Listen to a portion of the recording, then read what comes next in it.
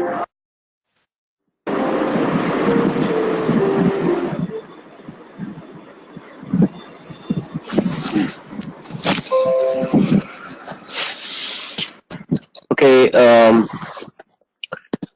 let's check the volume first. Mic test 1 2 3. Mic test 1 2 3. Guys, please let me know that you can hear me well. Oh, laptop charger. Oh yes, I should plug in my laptop charger.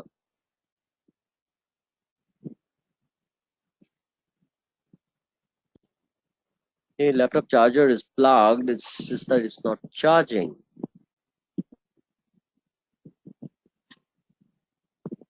Yep, it's charging now. All right, mic test 1 2 3. Mic test 1 2 3. Okay, all good. Fantastic. Okay, fantastic. Welcome, welcome, welcome, boys and girls, to probably one of the most significantly interesting kind of topic is the interview preparations. You know, why I enjoy this session the most, and hopefully you will probably reciprocate in the same way, is that in here, I don't have to look at any slider. Yeah. And in here, I go purely by my experiences as an interviewer. Yeah, since I often go, I have been going from TCS, I go from Accenture as well to do, recruitments for some senior positions, of course, but that's again, regarding the business analysis part and the agile and the scrum part. So now that, I've been training also for about almost 3 years or something like that, I have tremendous fun at such interviews. I don't ask a lot of kind of a difficult kind of questions. I tend to give a very small situation, and I just try to read the reflex of the candidate, and I get very interesting answers. And over a period of time, after doing this for quite some times, when I started this training as well, and I realized that what is one of the greatest real life experience I can give you via this training is giving you a real feel of the interview preparations. Yeah. So it's a little freewheeling kind of a discussion where I, as you can see on the slide, guys, these are very informal questions. Nobody really. So there are two kinds of interviews, and I'll tell you about the both. But I want to prepare for both actually. So this is how it'll go. One type of interview is where they are quite formal in approach, and it's a short interview, typically about 30, 35, 40 minutes, and then they will ask you about your current work experiences. They will ask you about your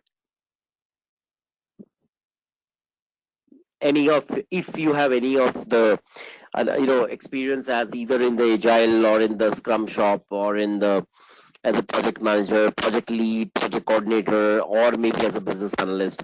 You may not have formally done the role of business analyst, but you might have some small experiences in terms of either being in the core team which is responsible for requirements, right, or at least part of the core team which I work closely with stakeholders. So either way, they would like to know some of your experiences, because if you look at the first part of the story, which is business analysis, it's all about managing stakeholders and taking the right requirements out. Yeah.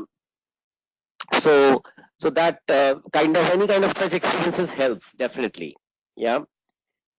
Now the other kind of interviews are where they ask you purely on what are your learnings as during your certification of change management.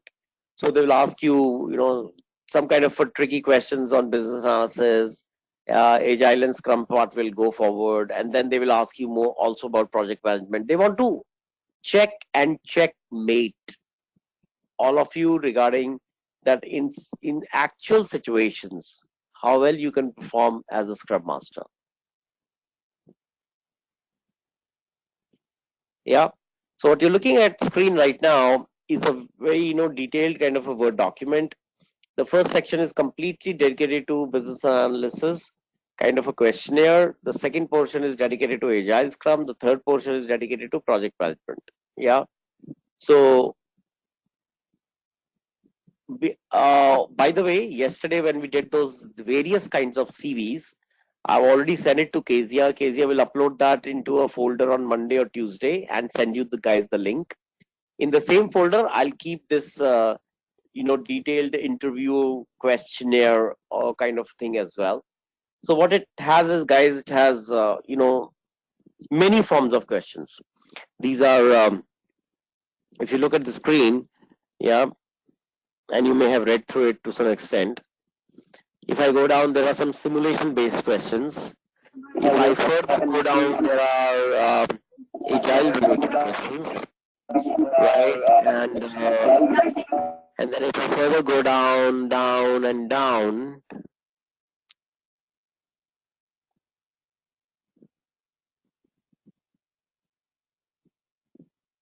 I have that's a lot of ones from. And then I have questions on project management. Yeah, so questions on agile scrum and project management have answers as well. Okay, so maybe what we can do is we can focus a little bit more on the business analysis part, because I think most of you will be, initiating the change management analyst career as a business analyst. Yeah.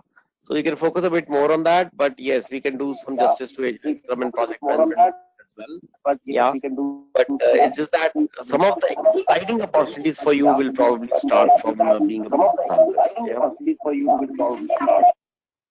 Okay, so guys, I would request you that you please make definitely some notes, maybe just some smart notes, some smart tricks and tips kind of a thing. You can just hear me out in terms of what kind of a articulated, responses is what we need from the candidate. Okay. All right. Okay, good, all set. So let's step into it. So guys, starting from, yeah, that's better. Okay.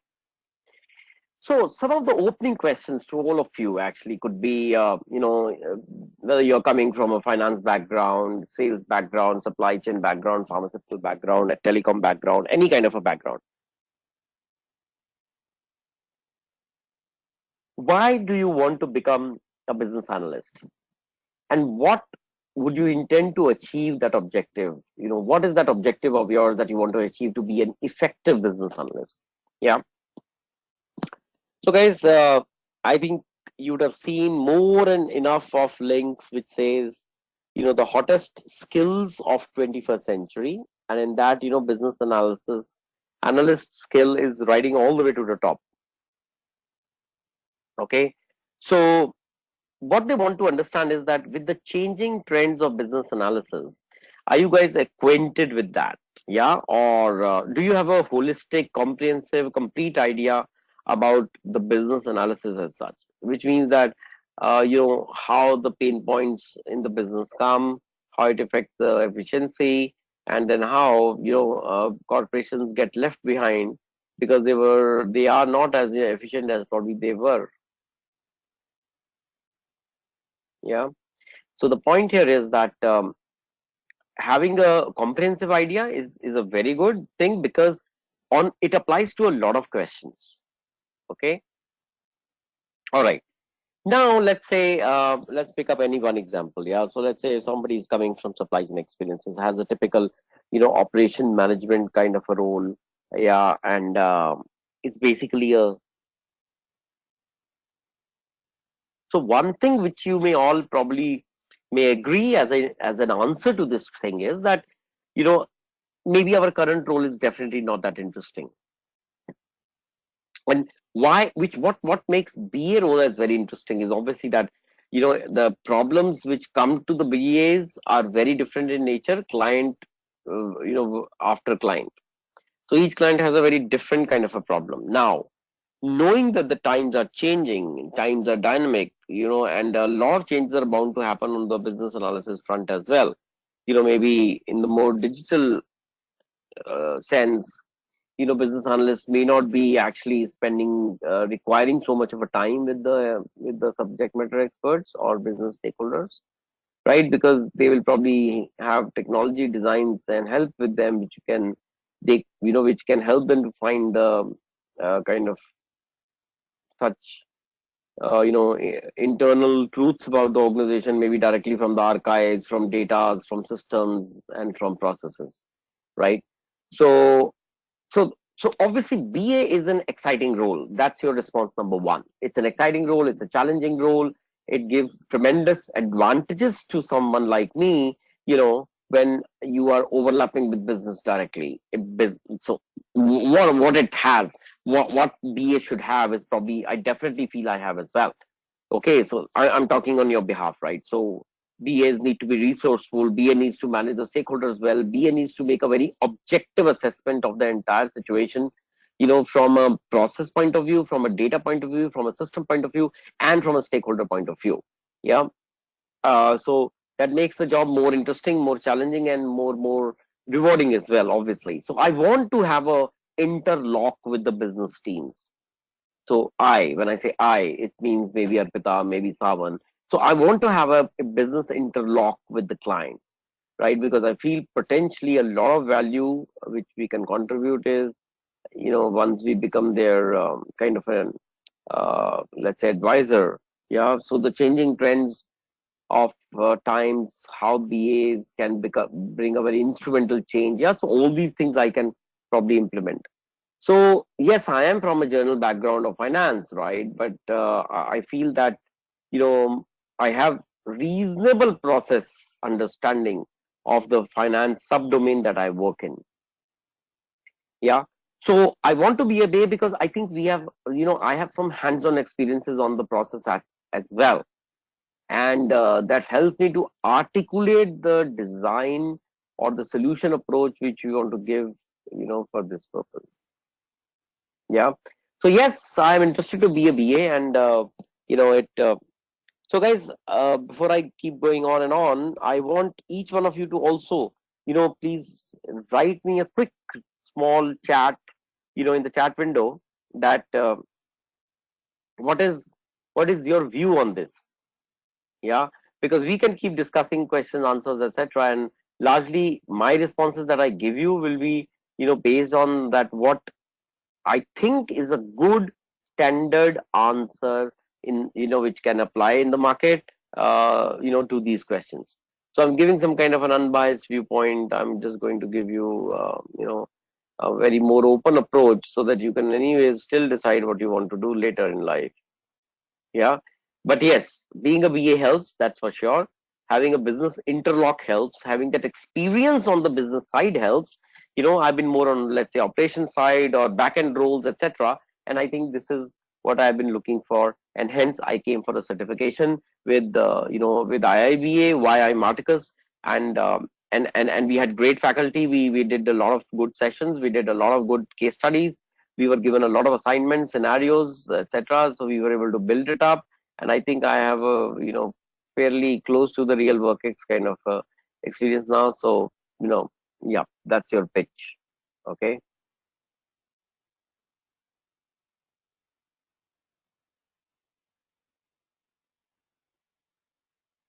So guys, does this kind of a discussion make sense? I want to know from you. Does this kind of this helps you to create a point of view? Does it help to give you some kind of a notes? Do you think that can be useful when you go for actual interviews? Tell me something about it. Come on.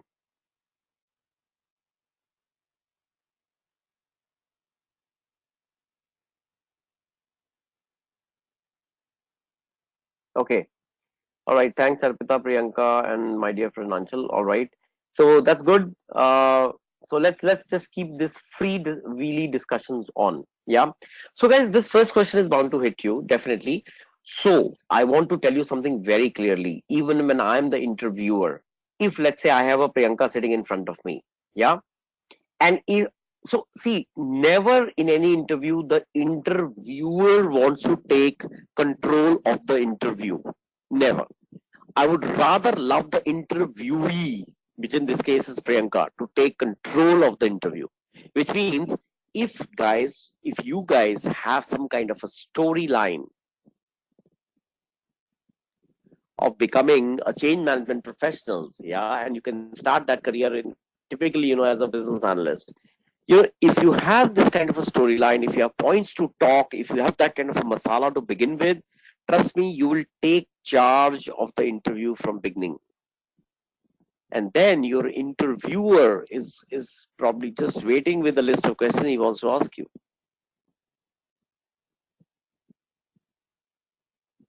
Yep.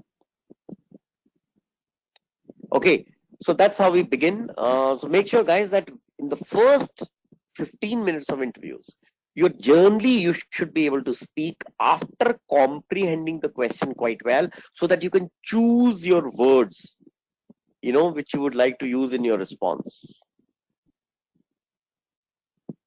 Okay. So when it says, "Hey, what is that vision that you have to become a BA, and what's an objective to become a BA?" So as I said, I want to shift to an interlock with the business directly. Yeah. So let's say today my role is, surrounded by operational level and, basically non-business kind of people. But yes, I do have stakeholders because I do a lot of work which eventually takes me to stakeholders, internal and external. Yeah. So you can say that. Yes, I have fair amount of experience to work with stakeholders, unique stakeholders. So that you have to say, because work experience of working with any kind of stakeholders is a very good idea, for Monday. Yep. Okay. When I say Monday, it means basically the day of the interview. So whenever it's going to be. Yeah. So you need to be prepared for that. So some of your current, any of your, to dig out any of your current experiences. So when I go through this entire session, when you look back, you will probably feel and say, "Hey, I think I have some experience with stakeholder management. Hey, I think I have some experience with risk analysis and assessment." Yeah. So any kind of that experience will help, because all these terminologies are important, to be with you as a language when you give these answers. Okay. Okay. Right. So many times, I as an interviewer try to throw the candidate in some kind of a tizzy right from beginning. For example, one of my favorite questions is, "Hey, Priyanka, why don't you tell me what are the three top challenges that you see for yourself as a BA?" Now, I know Priyanka has never been a BA, right? But the fact is, I want to check the depth of the visualization of the candidate, right? So I'm sure that I will think about it like this. If I'm the interviewer, that it was probably a certification with IIB, and it was almost, let's say 2, 3, 4 months long. And during that entire study course of action, I'm sure that I'll be wondering if the candidate was serious enough to understand every concept. Yeah. So to dig that portion out of knowledge, I will say, "Hey, why don't you tell me? You've never been a BA, right? But the fact is that you can visualize it very well. Okay, so tell me, what are the three challenges that you will see for yourself as in the role of a business analyst?" Yeah. So guys, why don't you tell me? Why don't you? By the way, this interview perhaps is more interactive.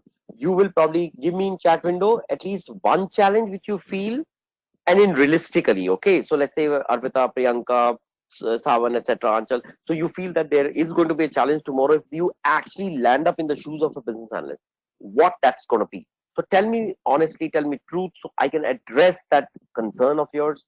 And while I address that, that will serve you, to get this as an answer as well. So guys, I want a point of view from everybody on, at least give me one top challenge that you see for yourself when you assume the role of a PA. All right, I'm waiting, guys.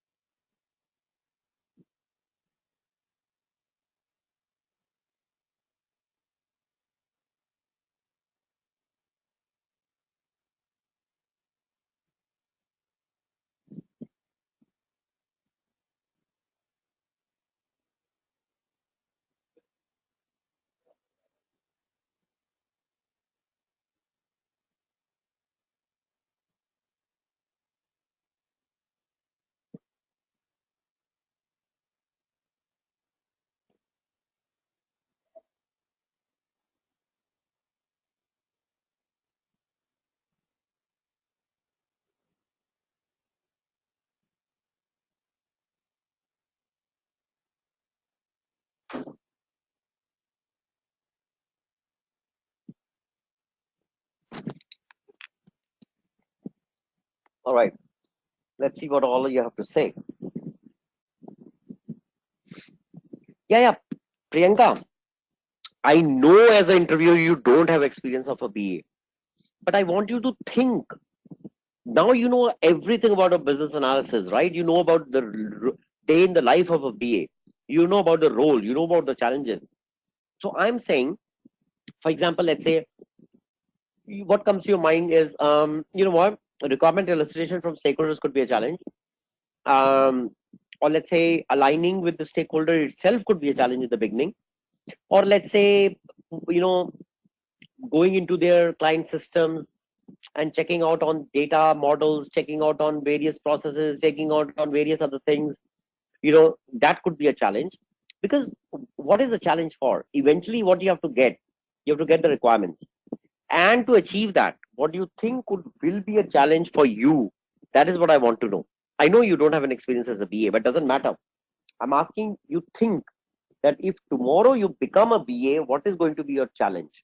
See, as an interviewer, please appreciate that I would like to ask this question, because if I get a good answer, I can imagine that you have already imagined yourself as a BA. Yeah, so that is what I want to know from you. Okay, so under stakeholder management, creating the requirements, requirement prioritization. Yes, that's a good one. Timelines to analyze the requirements. Yes, in real life scenario, guys, time is very tight. That is bound to be a generic issue with everybody. uh, and when we have, Arpita says, when we have too many stakeholders interested in the project, right? So as many stakeholders, as many point of views, right? So it's very difficult to seek a consensus for that with everybody. That's a big challenge, right? Anchal already sees that relationship management is going to be anyways a practical, challenging situation. Yes, Anchal, very correct. This changing requirements is very essential, because it is always a huge challenge, right? So that's good. That's quick thinking, Anchal, because see, I know when you hit the road as a BA, this is going to be, come to you. Now, remember, guys, while you're mentioning your challenges, my obviously next question will be, what do you think is a solution to these challenges? Because then it gives me an ability to understand each mindset of yours, yeah, to know that which way you are thinking. Because if you're thinking this as a problem, I'm sure you're thinking of it the solution perspective as well. Yeah. So changing requirements, yes, very good, that does hit you. Difficulty in applying customer requirements, well, that's anyways a kind of a generic story. Non-availability of a good documentation, non-availability of system, data room access, SMEs in the current system and process understandings. Yes, that's, guys, a very realistic challenge. Okay, this happens and happens big time. Okay.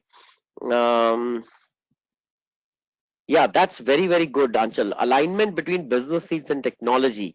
See, this is of course a smart thinking, guys, because even when you get to understand the business needs, obviously in the high level solution design, you have to align that with technology.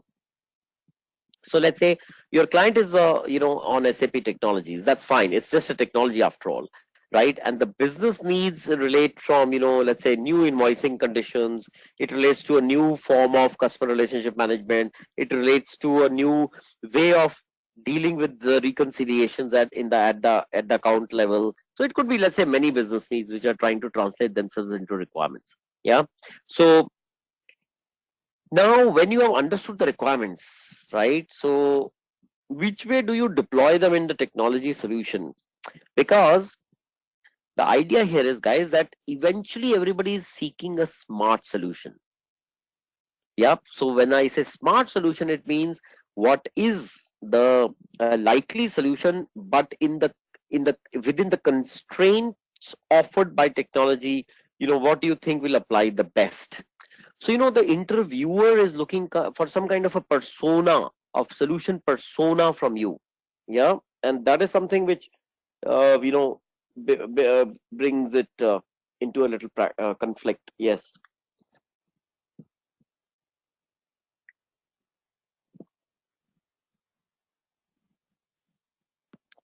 Okay. Then someone says cross team dependencies. That's also an excellent suggestion and very realistic challenge. Think about it, guys. How many teams do we have? You are one team, and then there's an IT team, which is another team, and then there's a business stakeholder team, that's another team, and then there is subject matter expert team from the client side, which is also a team. Okay, so obviously everybody has a cross dependency on each other.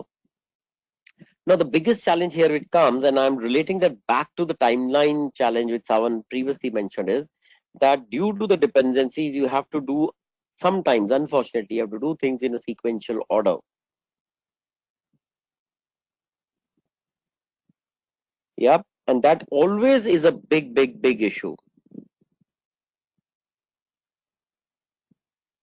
Okay, another very nice technological challenge is whereas there are multiple applications which are coming together to form integration layers. So good thinking, Savan, because integration is always a challenge. Of course, integrations can also work very smoothly, but the fact is it's very prone and vulnerable to errors. And that's why in every opportunity where you see that there are people deployed only for the integration part.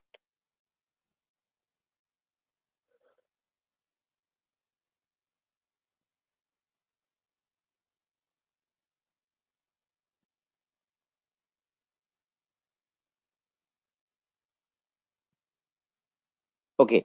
Yeah, so these are excellent challenges, guys. I'm glad that you are guys are really thinking nice.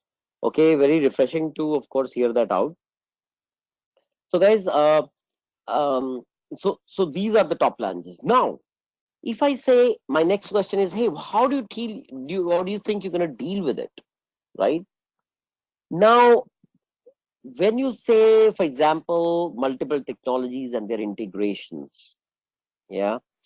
So what is the situation realistically? The situation is that the once the integration connect points are designed because it's necessitated for the overall value chain, which has to flow between business towards IT. Yeah. So if you have multiple points, you have multiple points. You can't help that. Today's technology world. Yeah. Even though we may or may not like integration points, but the fact is today technology world is very heavily integrated with each other. Yeah. So as a generic viewpoint, this helps. Okay. So let's say stakeholder management, right? So somebody mentioned that it could be very challenging to elicit requirements from the stakeholders. So first and foremost, guys, remember what you need to mention in the interview is you might like to say this. I don't think the requirements are coming directly from the stakeholders, right? Stakeholders are more of just facilitators. What I feel, as a prospective business analyst, that the requirements come, one, of course, from the system. Yep. So if let's say there is a system which is in practice for last 20 years, that system has seen enough of ups and downs, so it makes sense for the business analyst to actually go and explore the system directly.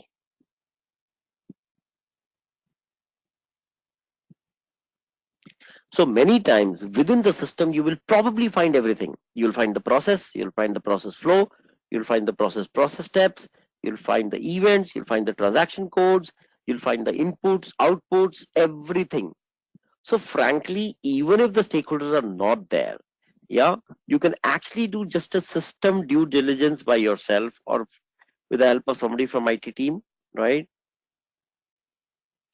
And then probably even if the stakeholders are not there, you can still discuss that kind of findings, from the system, with probably some of the SME, whoever is available.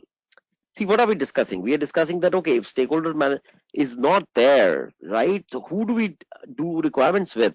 So all I'm trying to say is that there are a lot of substitutes and actually better and more precise substitutes. Like, for example, the system itself. For example, an entire documentation available with the client.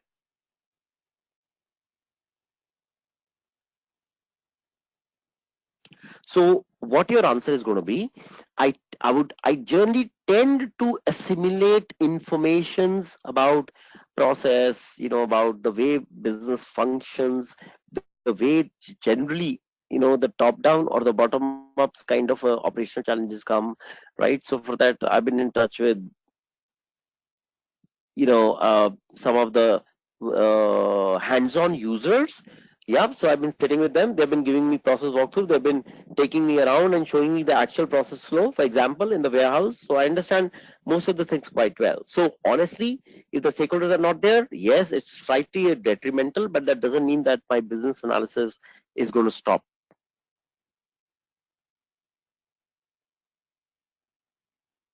Okay. Yeah. So that is how, guys, you will potentially try to give a good defense against whatever you mentioned actually as a big challenge.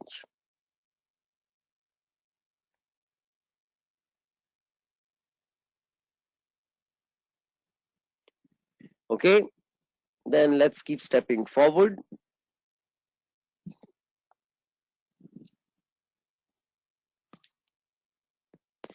Okay, this is great question. Question number 3. How does BA contribute in business value creation? So guys, back to you. I want to hear some point of view here. How do you think, guys, that you guys actually create a business value? Give me a one liner quickly, please. Okay, Arpita, at times there could be no system and everything is either on an Excel, etc. So, Arpita, that's not possible that there is no system. There has to be a system which the client is using.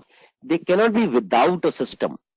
So, frankly, even the lunchbox distributors today, even they maintain a system. Nobody's on just about Excel, and I'm talking about clients, guys, whom you're gonna attend to for their business ERP needs.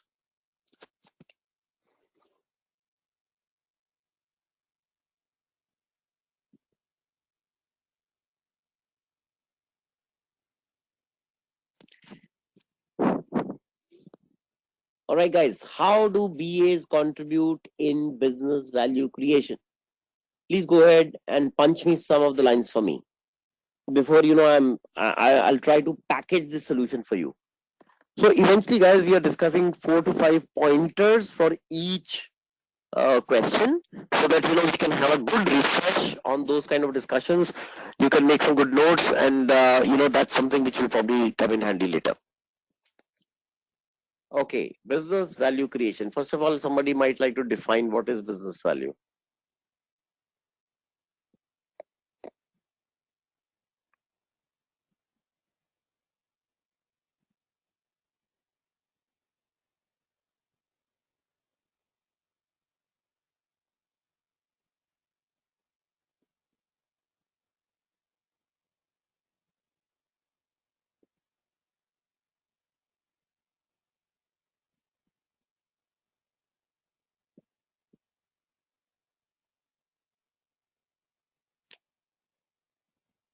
Shall I start reading now?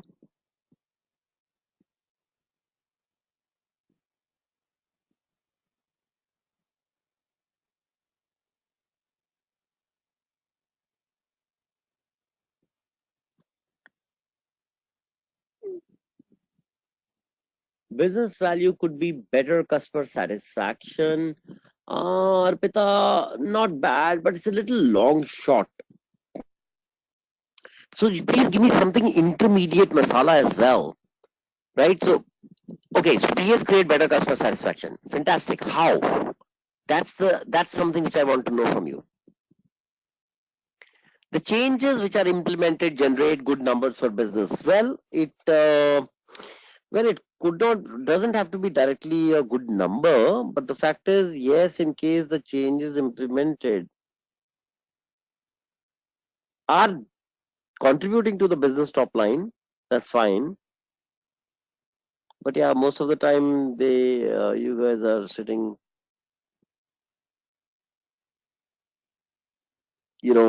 just about spending time with client stakeholders, etc., digging out artifacts. So changes implemented generate numbers. Well, yes, but I think I can package it a little differently. Okay, not bad. Priyanka says, mm,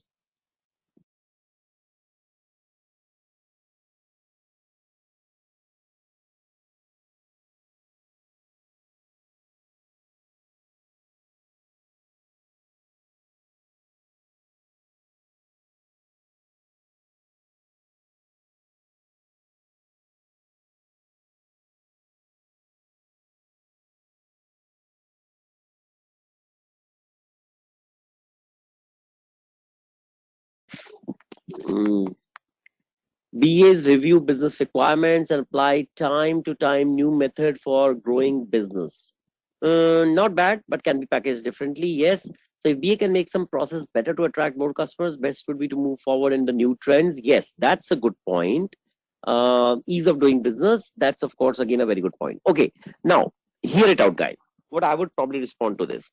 First of all, BA simplify the way of doing business. Okay, now, how is that? One, through the detailed process modelings. So you have to throw in words like that so that they should know that you're familiar with all these kind of things.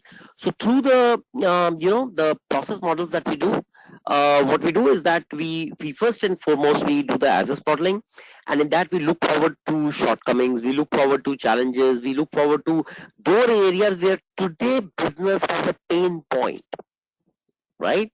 And since operationally everything is we can correct anything, yeah. So what we do is that we design the 2D processes, which is as is process minus redundancy, duplicacy, pain points, better for doing business, more trendy way of smarter doing smarter business, etc., etc. Yeah, that's point number one. So what happens is that that way business gets quick solutions, which are permanent solutions to their recurring problems, and those problems doesn't come up again.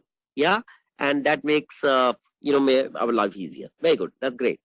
So excellent point. Next, Arpita made a good point that through process re-engineering, yeah, BAs are able to pump more business value coming from the same process.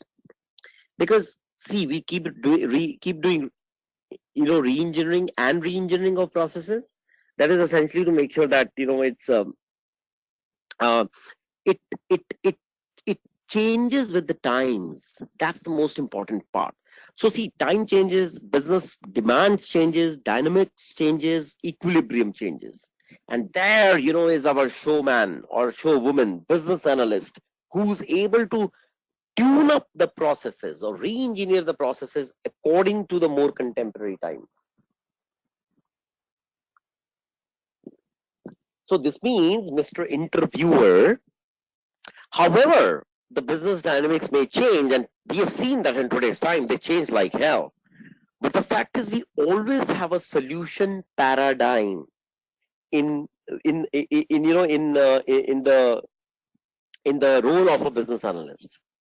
Yeah, and that is something which keeps it really helps the business to stay in tune, make better numbers, create customer satisfaction better. So that way obviously two things can happen.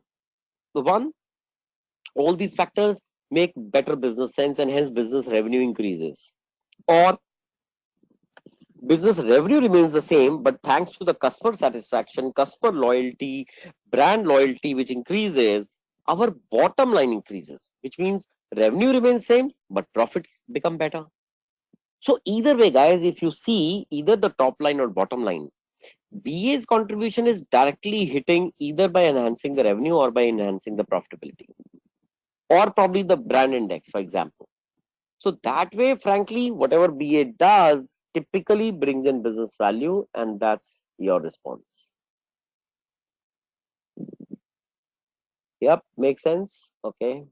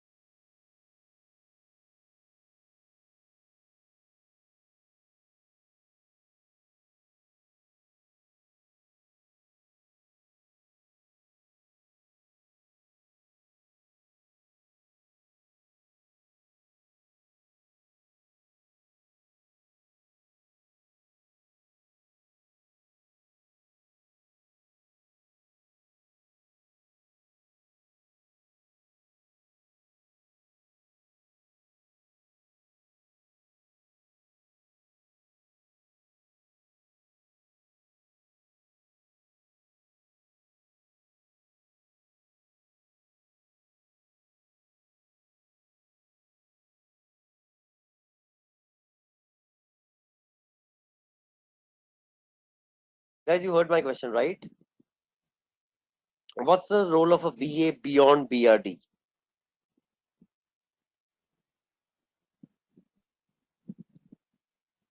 So you know what happens beyond BRD, right? A lot of action happens beyond business requirement. So once the BRD is finalized, what happens after that?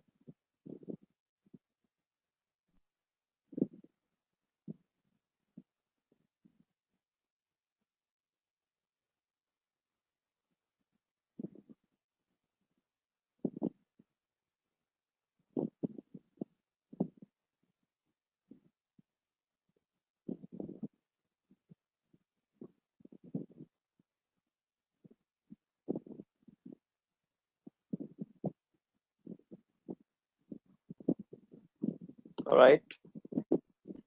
Interesting question demands equally interesting answers.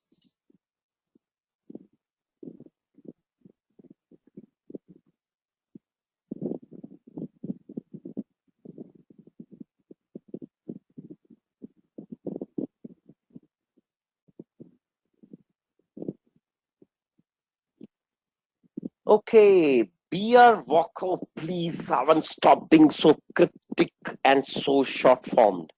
BR walkthrough, goodness me. There's a hell lot of word out there, man, where the actual business requirements needs to be appreciated by the IT teams, doing development, somebody watching them over, checking on their functional specifications, etc., all the way to testing.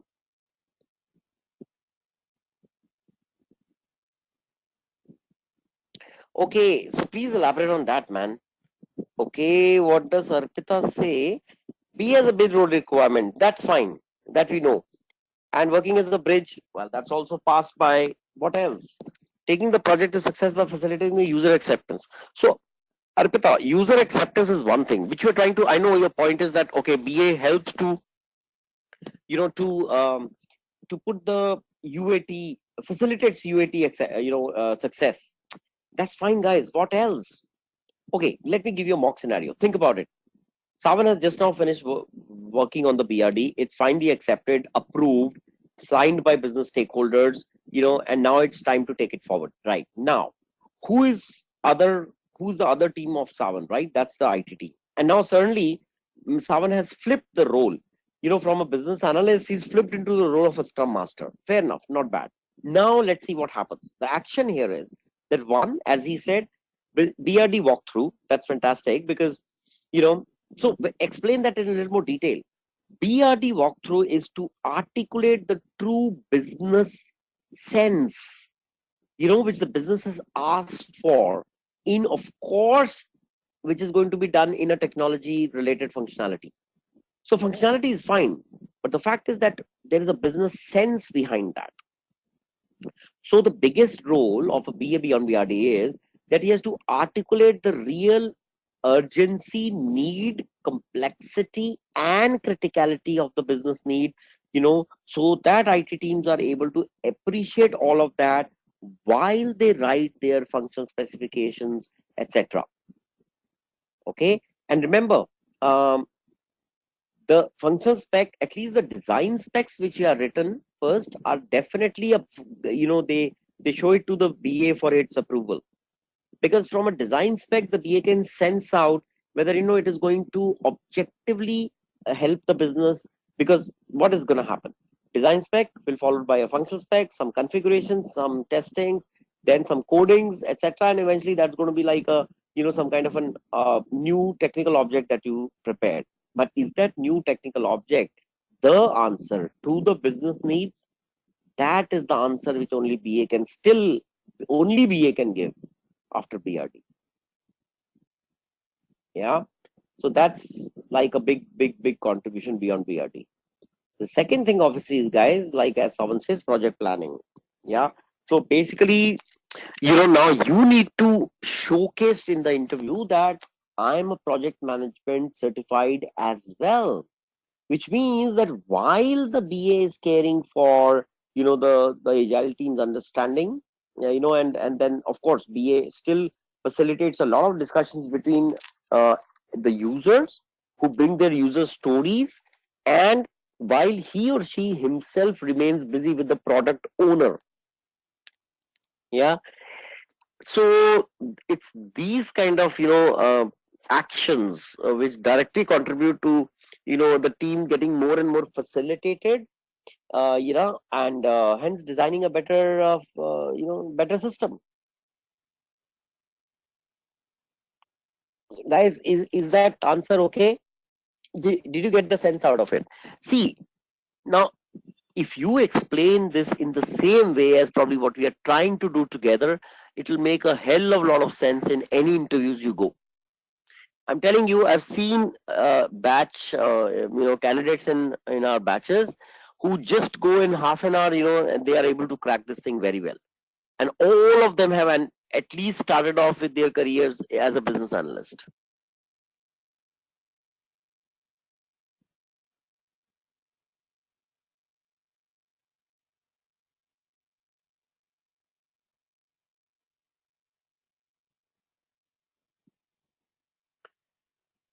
Okay, all right.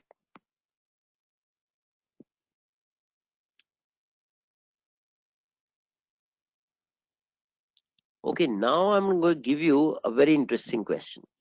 That is question number 5. It's quite a favorite with most of the interviewers. Please suggest what is your understanding of a role of a business analyst in change management.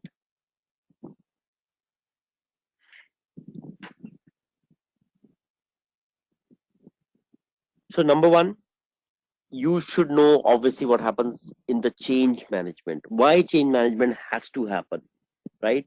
Who assists, who participates, especially how the BA participates.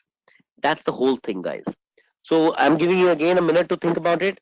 How does BA help in ensuring a successful change management for a client in case it's a big transformation project? Your time starts now.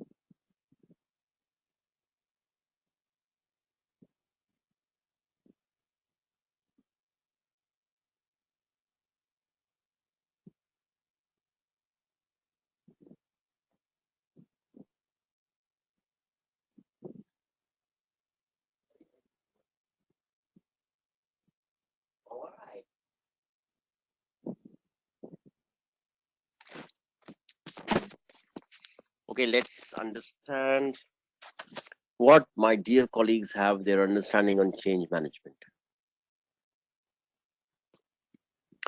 Well, understanding reason, expectation of change management, change, understand the current system and its challenges, help the project to successfully meet objective by understanding the basic of change management and applying in their activities. Target audience directly proportionate to change. Okay, then Arpita says, be as a person who is the best equipped to take business from bottom to top. The skill, process reengineering, new trends, technology, getting stakeholder aligned. They can take business a completely new journey. Okay, that's good. All right, not too bad, not too bad. But let's make it a little better. Okay, so first of all, change management. Why does it need to be there? First of all, I mean that's how you will probably.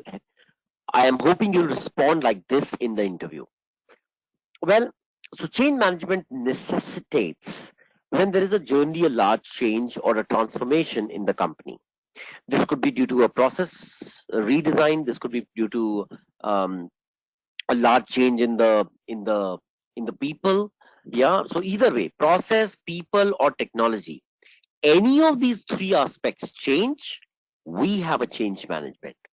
Now, the beauty of a business analyst is that whether there's a change on either of these three things, a BA is the person to execute the due diligence to understand this change, help to arrive at the assessment of the new word order which will be there because of this change. Okay, so let's say there's a change on the process. All right, so if the change in the process, there will be a change in technology. If the change in technology, then people will have to readapt themselves. BA is the only role which can help to build this value chain of any change, either on the project technology side or process side or people side. Yep. Okay. So, and if you think about it, guys, how are these changes executed? Generally through large transformation projects, right? If it is a change on the process side, well, BA is there. How come? Well, he's the one or she's the one who's going to do the process flows, mapping, gap analysis. Okay, and then they're going to zero down to some kind of a consensus amongst the stakeholder in terms of what is going to be the change and how it should impact, how it should be handled, right? So obviously the BA is there. Now, if let's say it's a technology part, right? Then now you have to keep switching the role, guys. Okay, because even though the question could be only for BA, but you have to showcase that you have a fair understanding about the agile part as well. Now, guys, if there is a change more on the technology side, then double not to neglect our role of a agile coach or a scrum master, we can appreciate the change in the technology perspective by leading that change for the right build up along with, let's say, either the users or of course the agile team by itself. And we all know that these days technology changes are happening more often than process changes, right? So any kind of a new paradigm shift within technology or a shift within functionality of the technology or anything else, it can be administered through the role of the scrum master. And of course, the usual way of developing a technology changes via sprint so that it's faster, better, quicker, etc., right? So all that is there. And then the third part is any kind of a change which results, because of a change on the people side, which means business practices change, hence people have to change. Technology has changed, hence people have to change, right? So the user adaptability index keeps on shifting fast, right? And if it keeps on shifting fast, who is the agent of change who can help to, appreciate this facilitation? Of course, the business analyst. So that way, guys, BA is wherever there is a change, the BA is there. And then you can bring up more operational points like, for example, in the Agile Scrum build-up, testing can be facilitated by BA. Then user acceptance testing can be facilitated by BA, right? So that is because BA has the sense of what changes have originated thanks to the business urgencies. Yeah. So net, if you see, guys, the BA has a tremendous relationship with change management aspect, right? So then what, Mr. Interviewer? Are you happy about my answer now? Yeah. So guys, you remember there's something in the Hindi called "Mauke pe chauka," right? So the moment you are asked this kind of a question by an interviewer, which gives you the ability to do a "chauke pe chauka," because it helps you to articulate your understanding of first of all the three roles: business analysis, then scrum, and then the project management as well, even though we haven't yet started putting a lot of project management in our answers. But the fact is, in terms of an overall administration of the change throughout, end to end, beginning to end, the BA now double up in the role of a project manager as well. So they have the right access, they have the right power, the prerogative, they have the right team perspective, so as to make sure that these changes do actually go through, right? Hence, change management programs to be effective and successful, we need well, kind of smarter BAs who can help us to do all these three things, which are essentially the components of a change management. Guys, does this answer make good sense to you? And please let me know how much time you will need to actually give an answer like that all by yourself. I'm just a facilitator. I've told you what I would probably like as an interviewer. Now you tell me, guys, is this something which you can adapt to your communication style?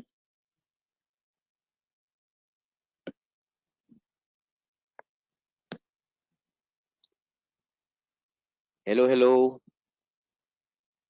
So guys, is it something which you can adapt fast in the next couple of weeks?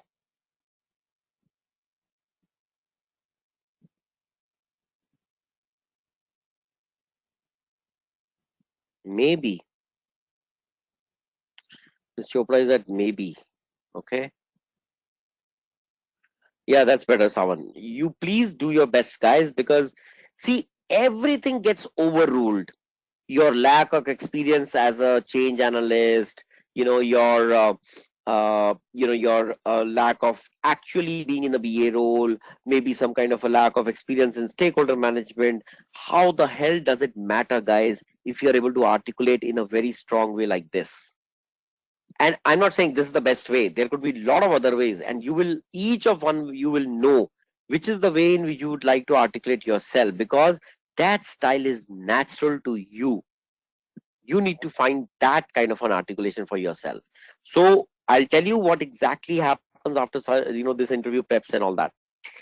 I've seen a lot of good candidates in the batch, guys, who actually, of course, one, that you're creating notes. Third, second, that I'll be able to post this thing out. You'll get it in on Monday or Tuesday. They pick up this sheet and actually create proper answers for each question as per their best information and etc. Yeah. So, and then they do mock trials on that. They do mock interviews for themselves in front of a mirror. So, guys really do quite a bit of things, and I've seen all of them have reached the objective of a change management career within 3 months.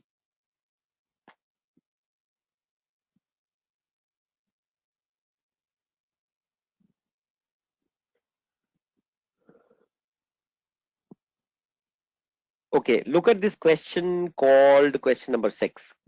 Please explain the role of a BA in business continuity. So first of all, let's understand what business continuity is.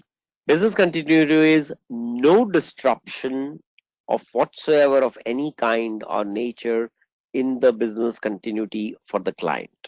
This means their ongoing business with customers, clients, vendors. Yep, all of that should keep going without any disturbance or disruption even when the company or the client is undergoing a change. And how does a BA help in ensuring that there is a zero disruption as much as possible in terms of implementing that change? All right, guys, you have 30 seconds for this.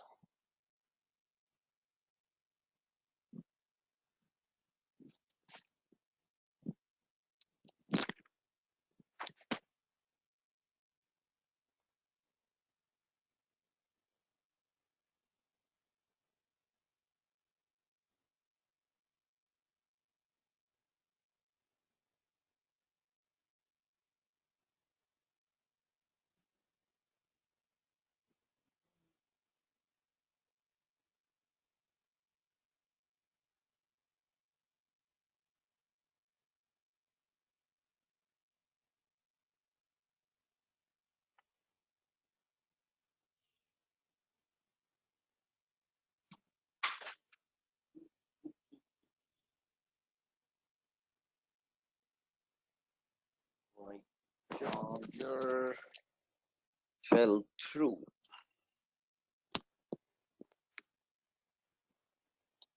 So guys, think about it. Business continuity. Where is it happening? It's kind of happening all the time.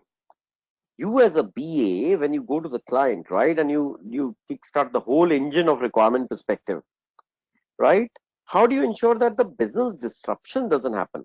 Because business has to go as usual, right?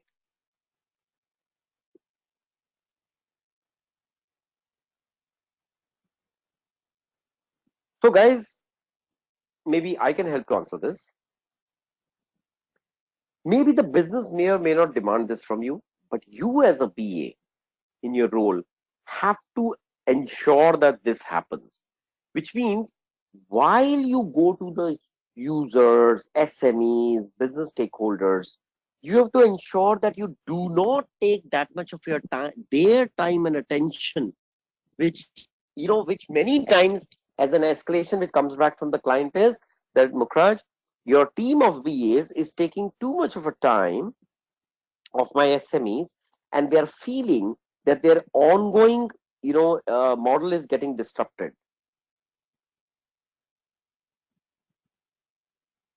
So I've heard that many times before. So then what do I advise my business analysts? I advise them to do more of a homework on their own.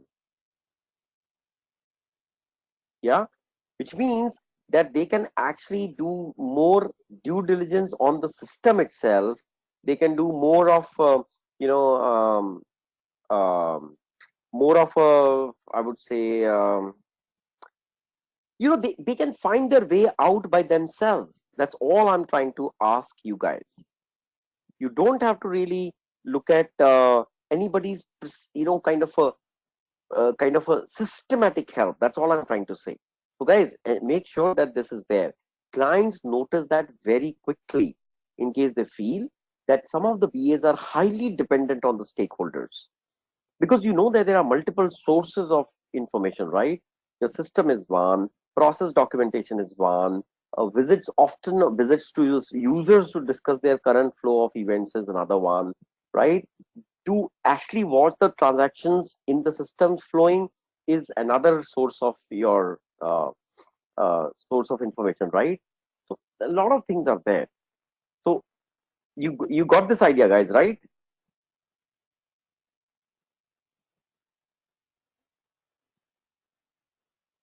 Okay, Arpita has a point. It says BA can take care of all the loopholes and areas where the new change can create disruptions, can create monitoring and control setups to handle disruptions.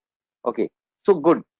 So Arpita's viewpoint is, guys, that there will be disruptions nevertheless. But what she's saying is through more of a actual solutioning, a high level solution design is something where the BA can help create those kind of forces which can remove the roadblocks which are otherwise may happen to come inside the inside a real day in the life of the process flow.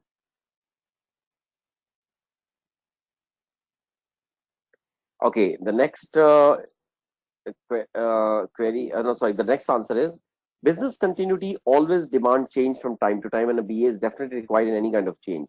BA facilitates to define the process to be followed for ongoing processes during this transition period. Yeah, so this is also a fair point, that there is always a migration period, or I'll say there's always a transition period. This transition period is basically when the old solution is slowly trying to plug off and the new solution is coming in. Now, this is an important point actually, Savan, when you are saying that the business continuity should remain, the way it is. And how does it will happen? Let's say you are plugging off 10 users on the supply chain, from X solutions to Y. So what is this Y solution? Y is a solution where your screens are new, your transactions are new, and maybe multiple things have changed. So obviously, guys, your systematic training of the end users during, when the functionality is being built, and especially when it is tested. One of the great ways, guys, of ensuring business continuity is to make sure that during those testings, the business users are sitting next to the IT teams. so that whatever amount of testings are happening, they can see those to get a comprehensive understanding that how the screen moves, how the transaction moves, what process steps are going to be followed, etc., etc.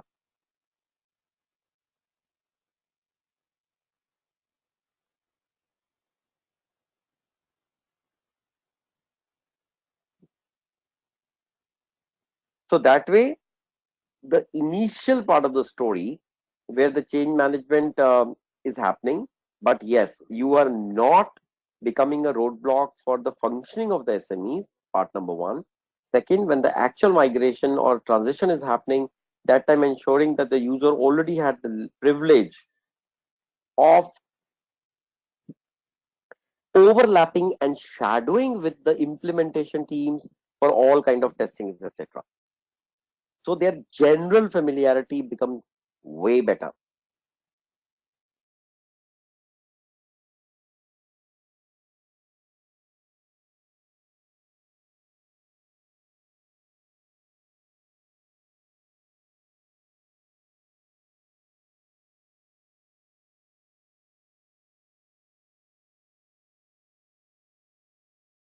Okay.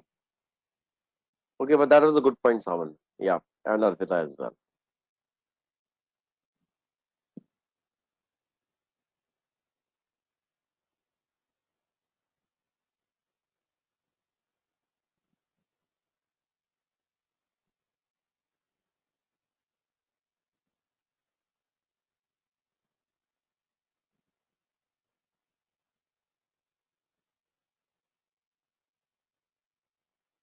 Okay.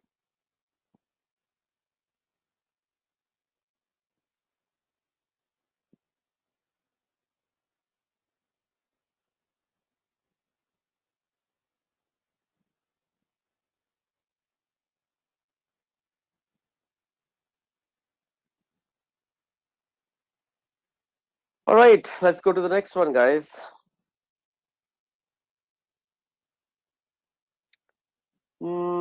What is the other interesting one?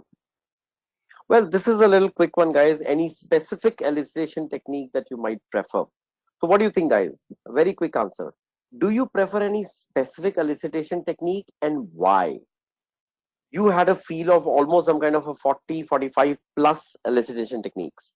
Which one did you like the best and why? Your answer could be yes, no, or you can remain neutral.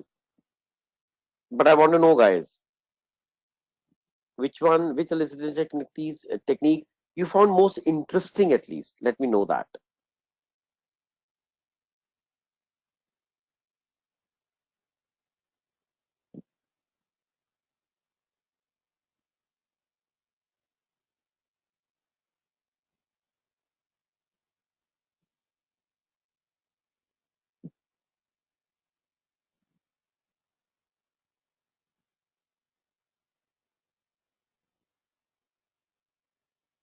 Let's see how carefully you have done those sessions with me when I was explaining data mining, process flow diagrams, use cases, etc., etc.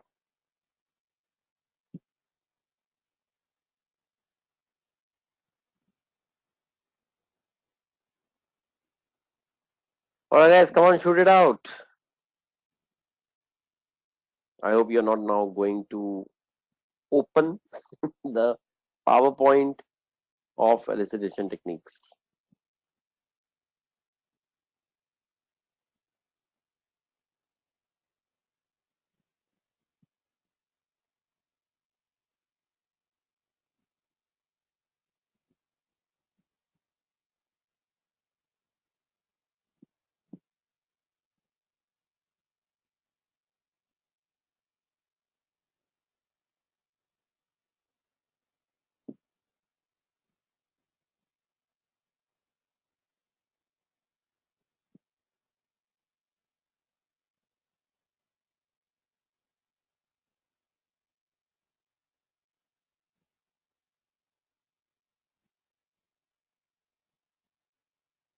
Hey, no elicitation technique? Okay, great. Arpita has responded.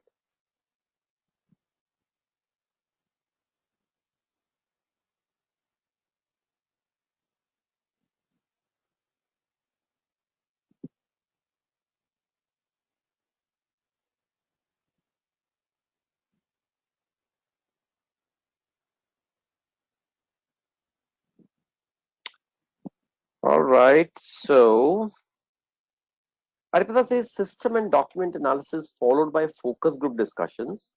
Could be brainstorming when innovation is required. Savan says to face-to-face discussion works mostly in the real world as all stakeholders are not always available. Otherwise, even the questionnaire should also work with get different outcomes from whoever we administer the questionnaire to. Focus group again. Okay.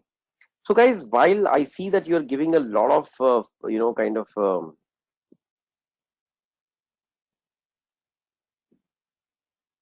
answers on the focused on the face-to-face part, yeah. I just want to caution you guys that there could be a lot of times when you may not be able to have a liberty of a face-to-face proposition. Okay, so then it'll make probably more sense for you to at least choose, one other technique. Let's say, for example, let's take data mining. What does data mining entail? Data mining it basically entails that you are able to you know um, extract most of the data out of the system, and then there are data extraction tools. Maybe somebody can do it for you, and after that you analyze the data. Yeah, you analyze the data, and after that analysis will lead to inferences, and inferences is something which you can you know articulate in form of a requirement which you can see is there from a data model perspective.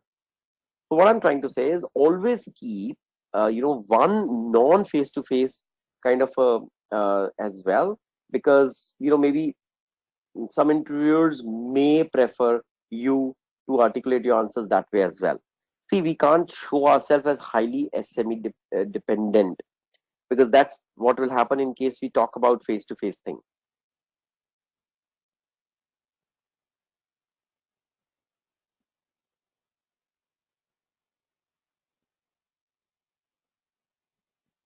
And coming back to the question, is there any favorite technique if someone asks you? Okay, so remember guys, you have your generic democratic answer has to be that there is no kind of a most favorite one. Why? Because I will rather see, depending on the situation, which elicitation technique is the one most applicable to my scenario. It could be anything, right? For example, you don't have any SMEs, but you have 1,000 users spread across 3 different geographies. What would you do? I would rather create a very intelligent questionnaire to make sure that I'm able to get inputs from where I can draw, some kind of a graphic, some kind of a inferences, some kind of a patterns to understand and appreciate where the user's consent is going. So you can say that, as certified business analysts, we have been through probably 4 dozen elicitation techniques. But what we prefer to suggest is that no one could be the right magic wand, right?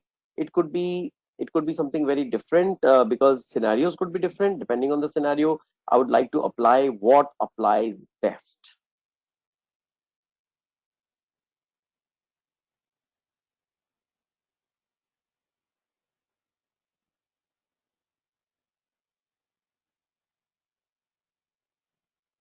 Make sense, guys? See, what I'm trying to say is, if you say, for example, that I love focus group approach, that's the one, which I think will bring the best of results, etc., etc. They might say that, guys, okay, I'm putting in a business scenario where there is no one to focus you with. There's no face-to-face proposition. You don't have a proper SME. You don't have a named SME. Okay, and most of the times they may say that we just create a data room and then we leave you in the data room with the right access. You can check the data, download the data, analyze the data, and create your kind of inferences. Our SME will just have bare enough the time to validate your inferences. That's all. What do you say then? Obviously, then you have to say that, well, so you rather begin your answer by saying there is no one single source of truth. Elicitation is a very dynamic activity. It can go either way. Elicitation is, of course, an art, but it depends a lot on the prevailing ecosystem.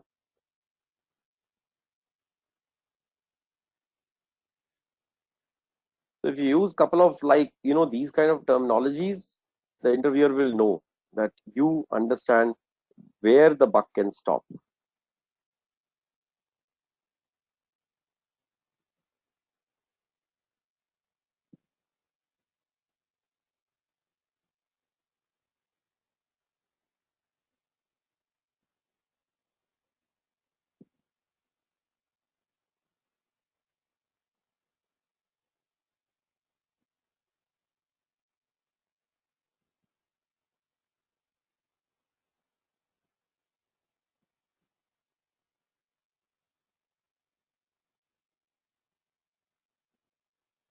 Okay, all right. Now let's do one more before we can take a short break. Yeah.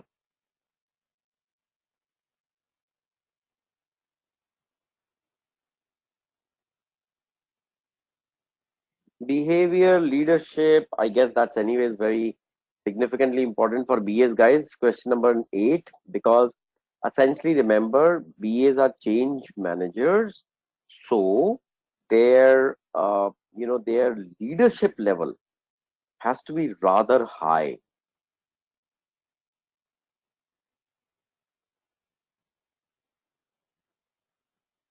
So this means their capability to organize things, their capability to bring people together as a team and work accordingly is of course very important. Because see, people look up to a business analyst, whether it is a stakeholder, internal, external, etc. They look up to the BA to assess that what is the directional input that he or she is trying to give. So the BA role is quite well respected. The fact is that, of course, the attitude and leadership significance will be high because there will be people who will be waiting, for BA to lead the show.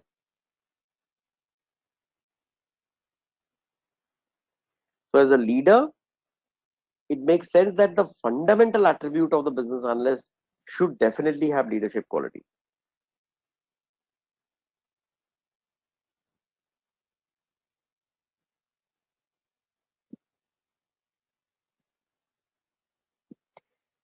Okay, similarly, question 10.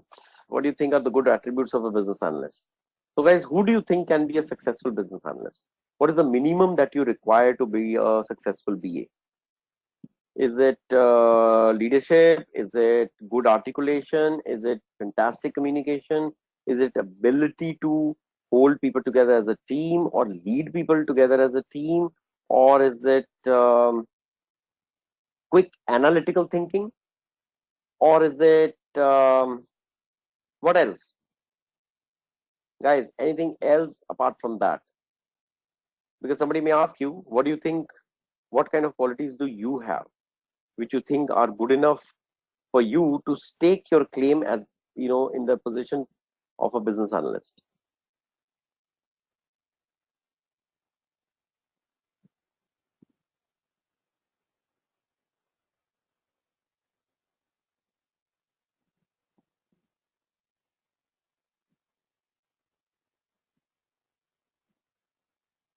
Anything else apart from this, guys? Any specific attributes which you think you feel could be important for your success as a BA? Problem solving, analytical, good listener, soft skills, leadership qualities. That's excellent. That's really a good point. Yeah, guys. So, I mean, a lot of things are important, but I guess what I felt during my career as a BA was analytical thinking is really good. It's really, really helps. You know why? Because your ability to analyze the data and seek inference out of it becomes very high. And even if your inference is right or wrong, that doesn't matter. Okay, what matters is that what inference you have bought, because eventually remember your inference is not going to go forward just like that. The SMEs are going to validate that.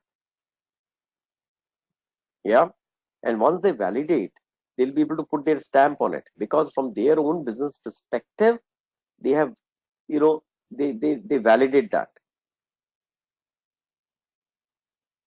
So since you get a formal approval on that, okay, what matters is that yes, um, that what you bring forward thanks to your homework, forward, backward homework, whatever, is something which can probably help them to validate it faster, better, smarter, etc. So a lot of kind of smart VAs, what they do is that they do a lot of inference making, and they keep bombarding the SMEs with a lot of different inferences. Of course, camouflaged within something called discussions. Yeah, and what happens is that it's very once you are able to significantly corner some attentions from them, then of course they themselves start generating the inputs for you. So net guys, I mean, yes, of course, time management is hugely important, Anchal, but the fact is eventually a lot depends on ability to sync up with your stakeholders. You remember that sometimes we say, hey, these two guys are really aligned. That kind of an approach normally pays a lot of dividends. That's what I've seen in a lot of experiences. Okay, so we have done some good questions. Okay, so guys, we'll continue with that. Do you want guys to take some break now? 4:30, is that okay?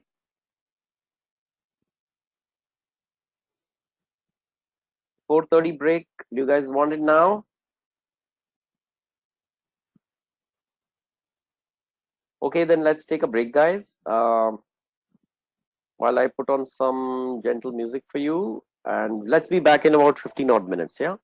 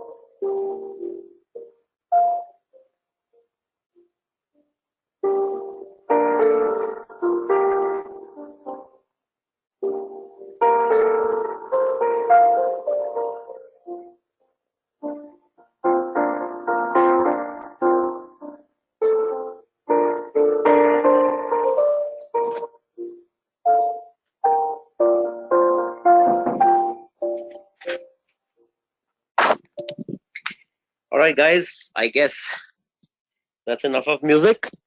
Let's shift back to our program. Oh, ouch. All right. Okay. Good to be back then, guys. Nice thing going for the interview preps. Yep. All right.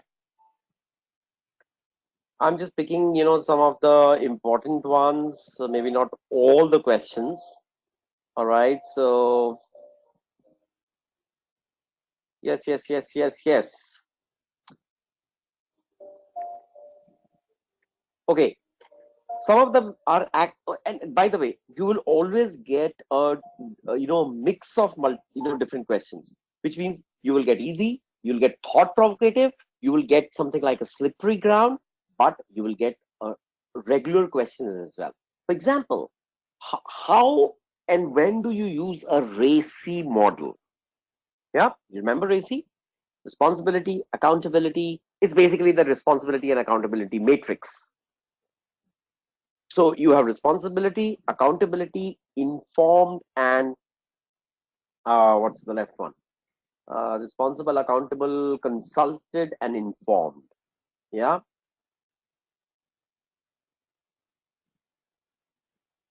So RACI model. When do you make it? First of all, be please quick. It's a fast action round. When do you make RACI matrix, and with who do you make?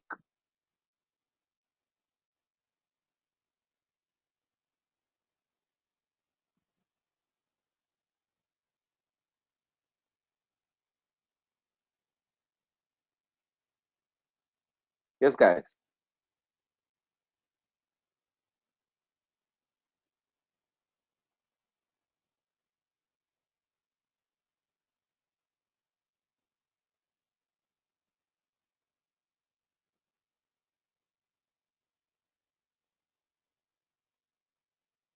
Yeah, yeah, yeah.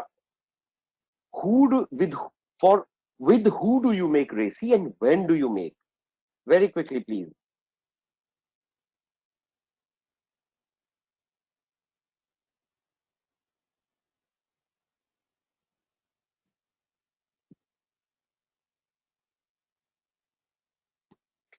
All right. Quick answer. Oopsie. So, guys, we prepare the RACI matrix with stakeholders, yeah, and we do it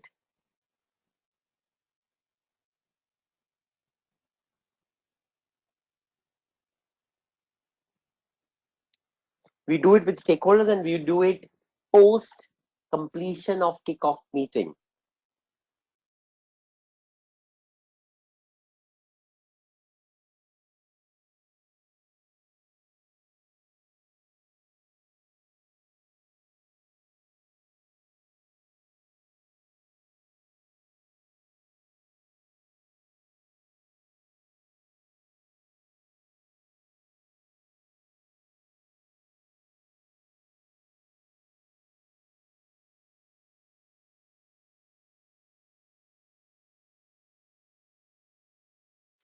So, guys, it's basically fixing and freezing the accountability with the stakeholders before you start that.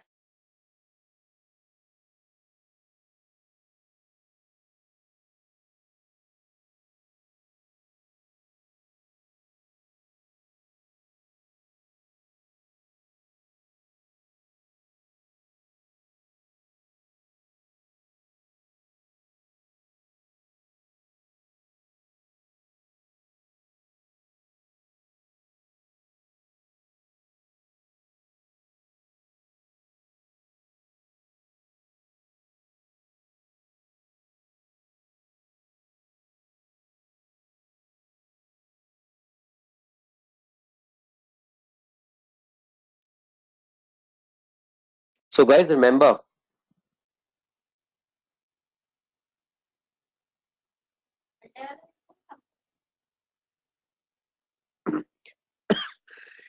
when you finalize the initial kickoff meetings with the stakeholders, that time you, at the end of the meeting, before you disperse You have to create all these action points and give the accountability, responsibility, the different index to respective stakeholders by name.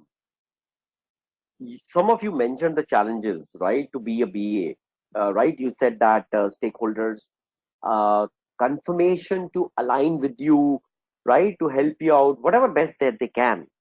And of course, Savan had a point, when he said in real life, frankly, that there's no too much of a direct overlap with the SME, at least the business stakeholders. SMEs may be still there around there.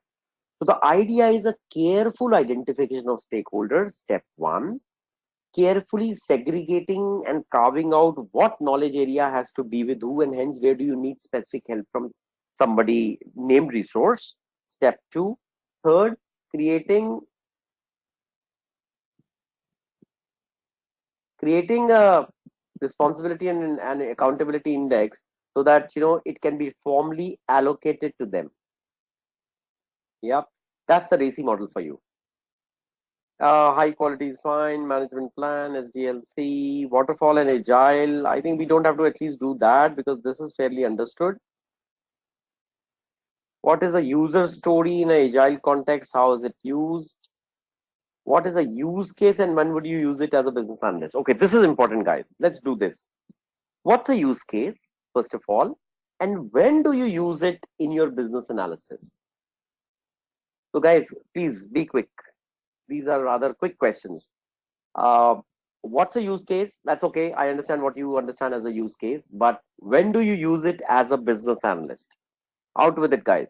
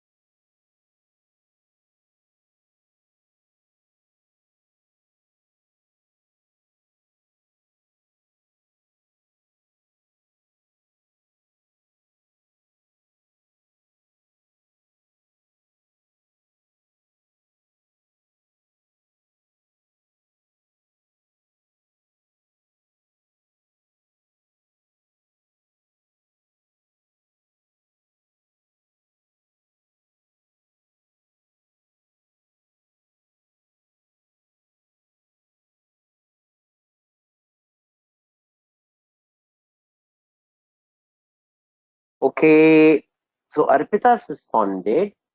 The use case is the various scenarios possible. Excellent for various group of users. We need them to create a clear process flow which enables users to have use cases covered. Well, that's fine, Arpita and others, but of course, use case can also be used for elicitation of requirements, because when you give a graphical detail of uh, how the use case operates, right? Who are the events, actors, how the process flow may happen or can happen or has happened in one of the recent examples, for example, right?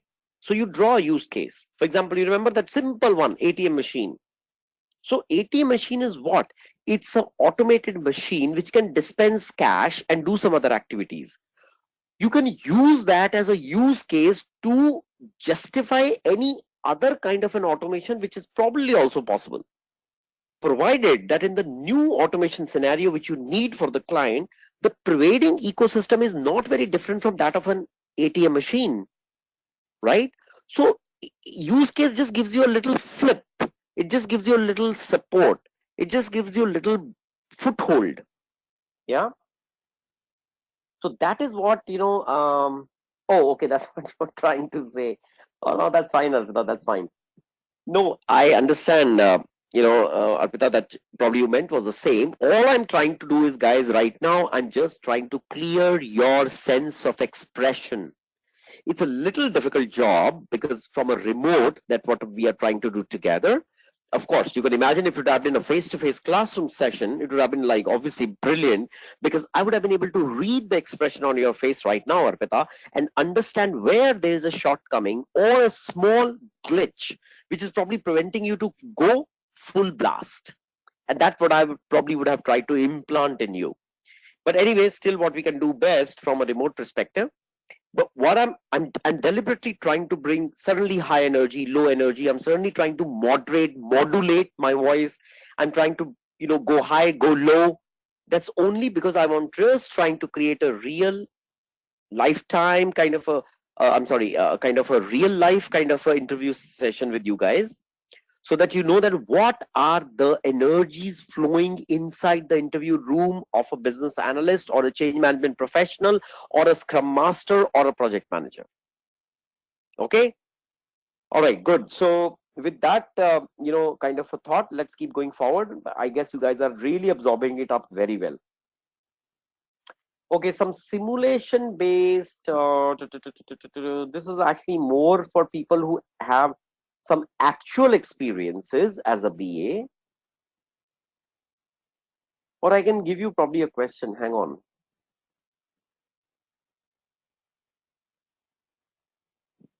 Okay, this one. Guys, question number 3 in simulation based questions. A business stakeholder is trying to delay or postpone any kind of a final discussions with you in terms of finalizing a critical requirement. What do you do? Please tell me the first thing that comes to your mind. What do you do? You have a deadline, clear critical deadline. And on the other hand, the business stakeholder is not obliging you. What do you do? How do you do? Give me a knee jerk, quick and smart reaction, guys.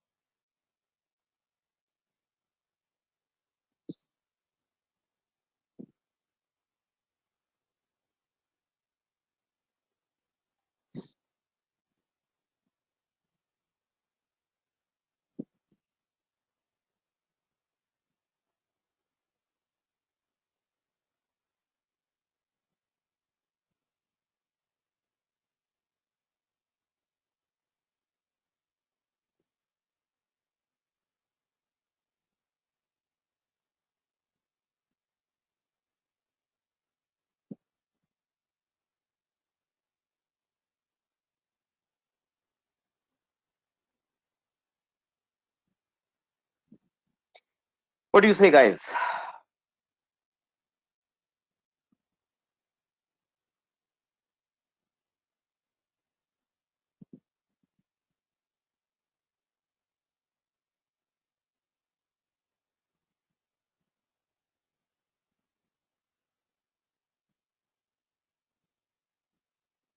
Quick reaction.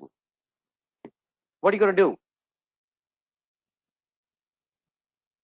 All right. Savan says communicating the same to all stakeholders and informing any delayed project line following this. That's fine, Savan. That's a great thing, but unfortunately, that's only a mitigation of a certain risk. You have a deadline to clear. You have to make the project go live. What do?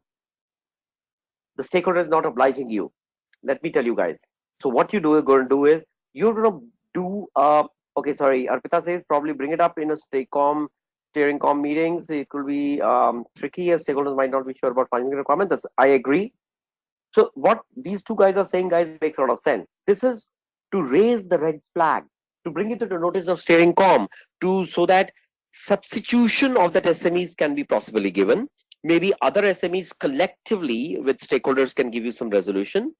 Or the third angle is that we can go ahead with an assumption based model. So remember, if you get categorical explanation from your stakeholders, you're good to go. That's great.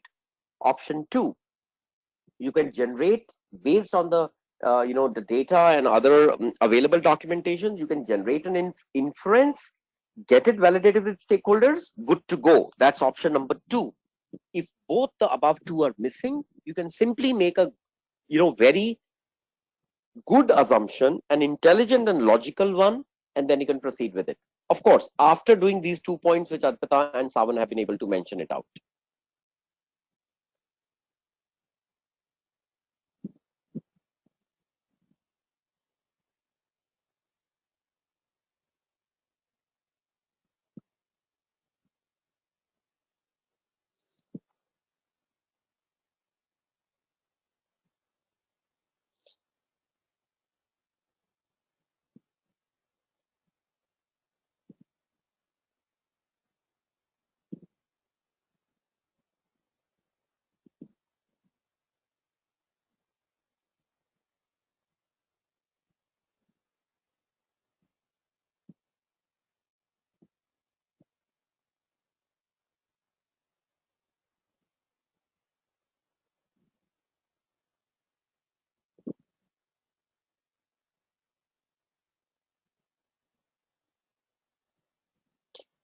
Well,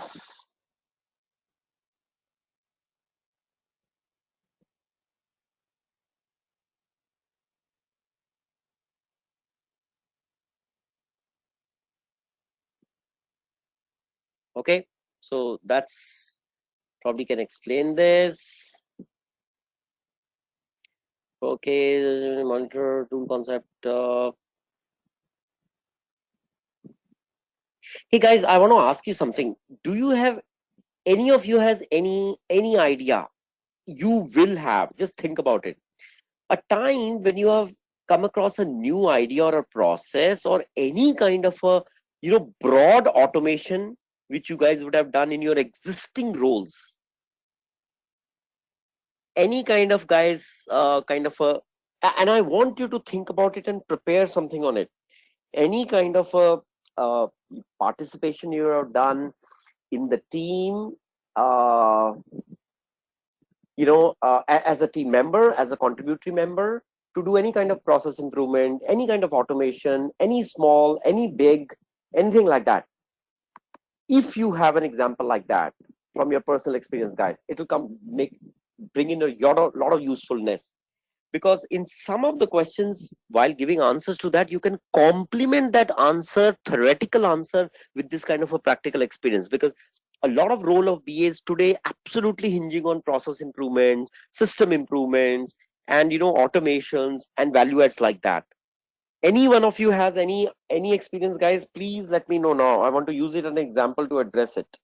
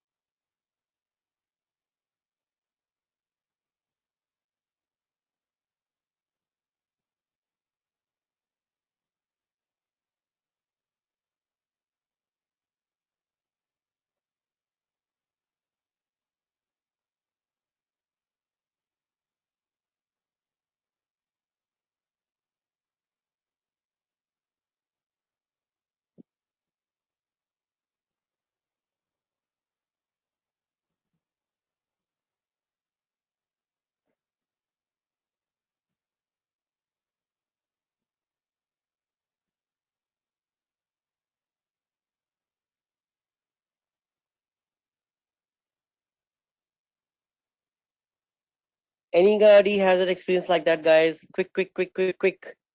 Any kind of a small automation, any kind of a small process improvement. It's fine, even if you did some kind of an Excel based thing just to enhance and improve, let's say, the accuracy of output data, or let's say output of an inference, or let's say anything, guys. I mean, user access became faster, repetitive tickets went down, repetitive issues went down, anything like that.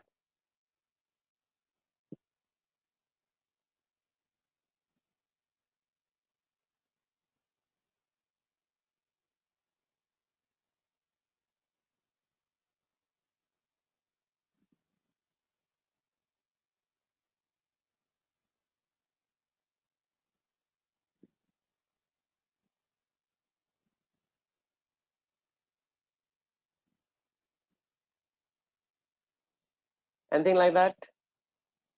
Good, bad, ugly, strange example, small example, silly example, defunct example.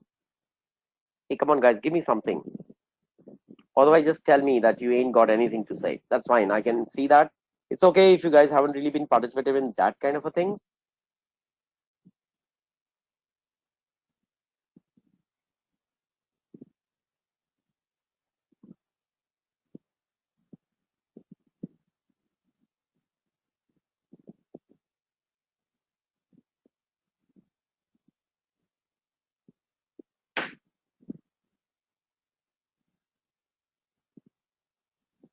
Okay, never mind. That would have been actually useful because you know what? You can always say, see, guys, I want to tell you one more thing. I want you to, deliberate upon your current experiences. Okay. And try to seek out any. So, see what you are giving as an answers to your interviews, right? They are great theoretical answers. And I'm trying to, fill that up with the, like kind of a little fresh approach so that they don't sound so theoretical. They sound probably more practical. What I'm trying to say is that you have to bring in a little bit more than that I know it kind of a concept, because you have to articulate this as that this is more than just a concept. Okay, and I know how this is also done, even though I'm not a BA, even though I'm not a agile coach. Okay, but the fact is that I had certain small experiences. Then I decided to explore more on this front. And then I joined this certification program where I can get real life examples from a lot of industry perspectives. Okay. And I learned more. So somewhere you have to punch in this kind of a thing, guys.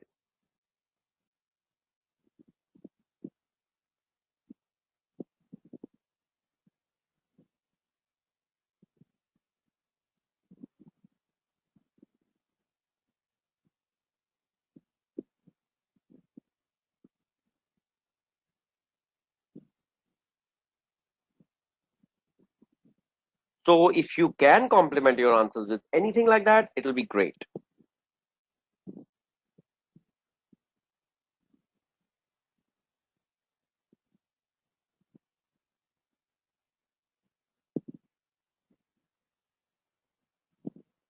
Okay.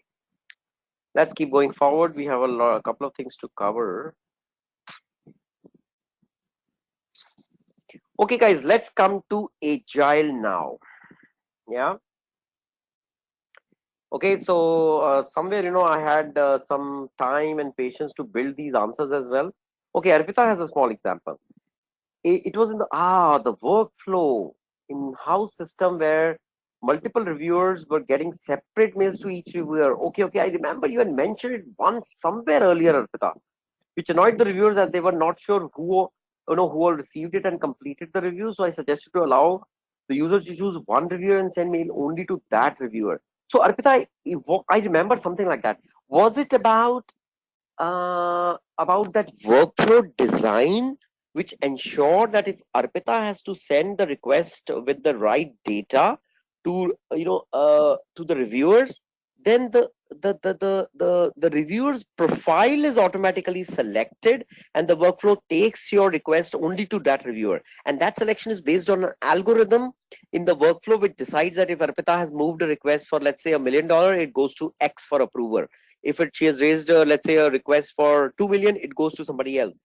Was it something like that? Was it basically a, because I'm saying, was it an algorithm designed to be used by a workflow to sort your requests and then take it to different reviewers for approval? Was it like that?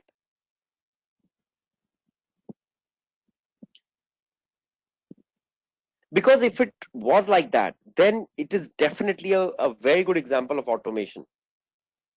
Because you know what, guys, just in case, I'm saying if Arpita actually did this, see how beautifully you can actually create a storyline out of it.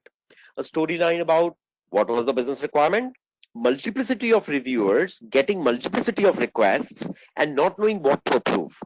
Very simple problem statement. And what did we do as a analyst or whatever? We understood the basic profiling of the requests and the approval power of the reviewers, and we just map those two things well. So if you see an as-is and to-be, the gap analysis between them is essentially about creating a matrix where the categorization of request is mapped to a certain reviewer because it aligns with it.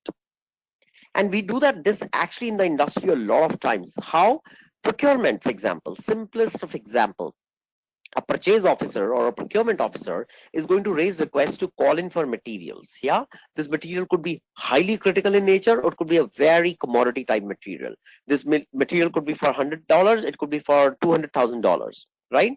So obviously procurement department runs largely on automations, and that too typically coming from this kind of a workflow system, which ensures that procurement officers, as and when they raise a request, it automatically goes to just to the right approver. Okay, Arpita says yes, that's right, and there was one more review, and there were more than one reviewer profiles possible. Okay, excellent. So we changed the workflow to choose the reviewer from the list of reviewers. Okay, that's great. Okay, excellent, excellent, Arpita. So you are saying that even for $1 million, there could be more than one reviewer, and then you let it on the workflow to choose that which reviewer is the most apt out of the two for these kind of conditions, right? Okay, very good example, guys. This is very nice.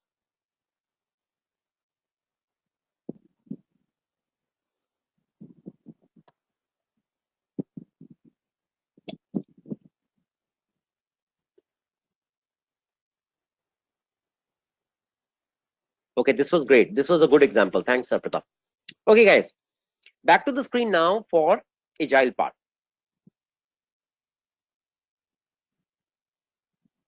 So, guys, here what has been done. A very, I would say, interview appropriate response has been built.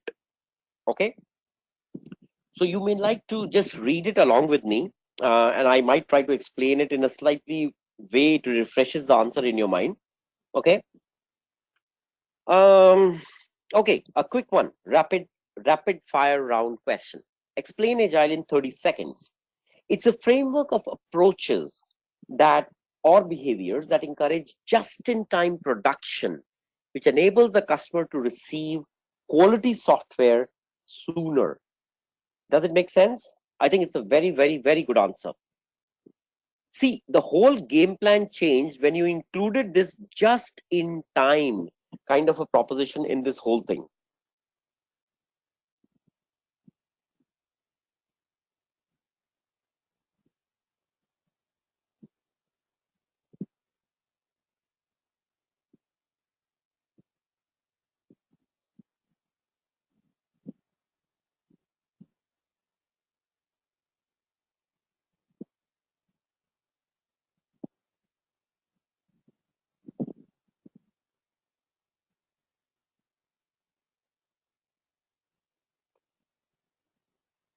Um, I'm hoping you're reading the answers.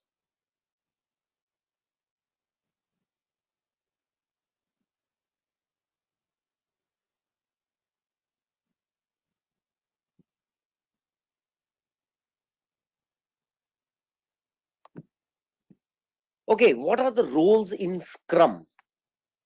Excellent, good question, because it will need a very uh, uh, uh, uh, Scrum savvy answer. Okay, guys, attention on the screen, please. Scrum prescribes only three roles: product owner, Scrum master, and the delivery team. So you're familiar with product owner and Scrum master. Delivery team, of course, is all what you call as an IT team. Yep. So product owner and Scrum master essentially align a lot, okay, on carrying on the entire Scrum framework, to deliver, for successful completion of the sprints. While the BA aligns with product owner a lot for requirement finalization, but Scrum Master, in this case, like you, is going to align, towards the successful completion of the whole thing. In that case, the delivery team, you are accountable as a Scrum Master for the delivery team's output. So these roles should ideally be cross-functional and not shared amongst other projects. Many Scrum Masters have not had the opportunity to work with the team that was cross-functional.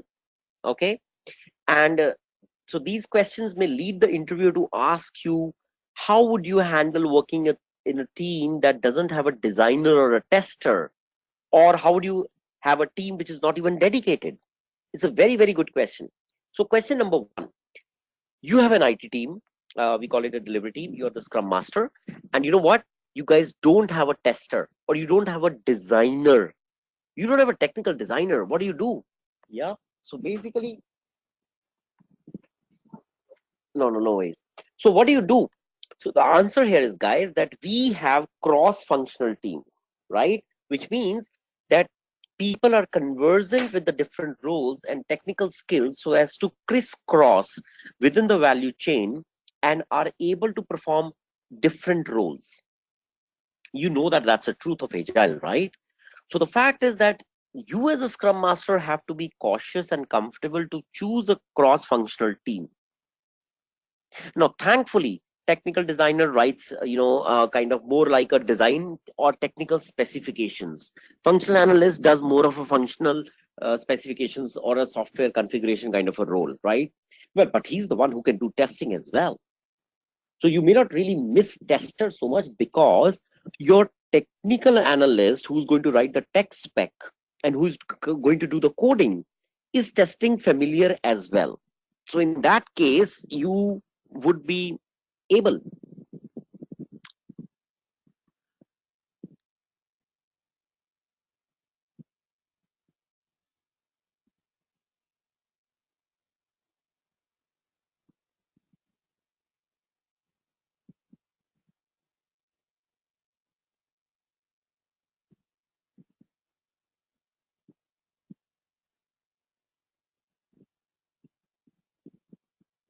Yep. So that was problem number one. Let's look at problem number two. The problem number two says that you don't even have a dedicated team. What does that mean, guys? That means that you are running, let's say few scrums. Okay, each scrum has few sprints. So you have multiplicity of scrums, and within that the sprints. Now there's another scrum master who's running a parallel stream, but the people in your teams are common. Is that possible? Which means that the testers, there are two testers. They are the same testers for belonging to his team, and they're the same testers belonging to your team. So the answer is yes, guys. We necessarily don't have the luxury of dedicated roles in our agile teams, because agile teams are highly optimized, which means that if testing is not a continuous phenomena, besides the fact that I know that the tester in your team is not doing only testing, he's probably doing some specification writing, some kind of a, any other kind of a work as well. But the fact is, guys, if your sprints are not that large, then you don't have the liberty of keeping a full-time people, which means it's possible that their time is split up 60-40. 60% in favor of the other scrum and 40% in favor of your scrum. So depending on the size, complexity and criticality of the scrums, we dedicate people. And remember, there's always a luxury of having cross-functional people. So even if you have a tester for 40% of his time, which means let's say out of 10 hours, 4 hours a day is, those testers come and work for your scrum, and then next 6 hours they work for the other scrum, right? So the idea here is that 4 hours suffice? That's where you have to do a great planning of optimization as a scrum master. That for testing, looking at the sprints, you see a definite proposition that you will need, let's say, 8 hours of or 10 hours of work every day.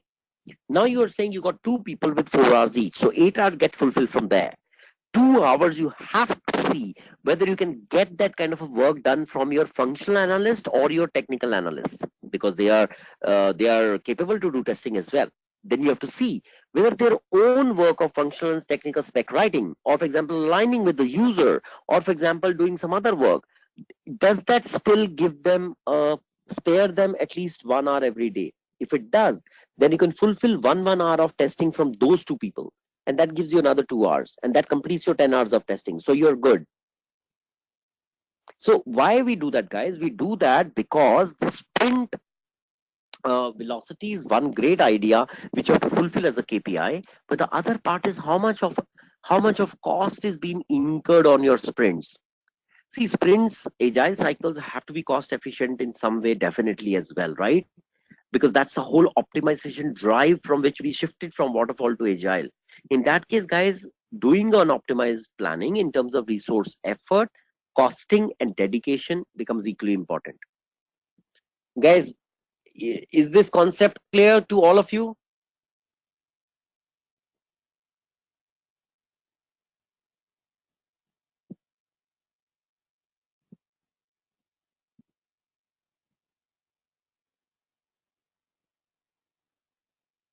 Okay, cool. All right, keep going forward.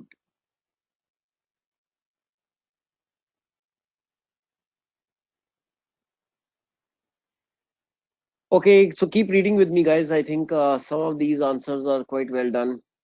What's a daily stand-up meeting? Oh, sorry. So, guys, one of the interview questions on Agile is surely to be about daily stand-up. The answer is every day the team meets for about 15 minutes to answer three questions. I will probably ask you the same question as, hey, what are the three critical questions in a daily stand-up? What did you do yesterday? What do you plan to do today? Are there any impediments in your work which will prevent you from doing your work today? Three things. And the beauty of this stand-up meeting is, guys, that everybody has to come clean with an answer. Yeah. What did you do today? Do yesterday? What are you plan to do today? Do you see any foreseeable stumbling block in your work for today? So remember, guys, this daily stand-up meeting is not a status update meeting. It's not. It's basically done in order to energize the team, help them out, give them the right support so that they can continue to do a flawless 9 hour of work today with a due planned effort. Okay. All right. This is good. Comprehensively, please tell me what is the role of a scrum master? Just read it out and see if this aligns with you.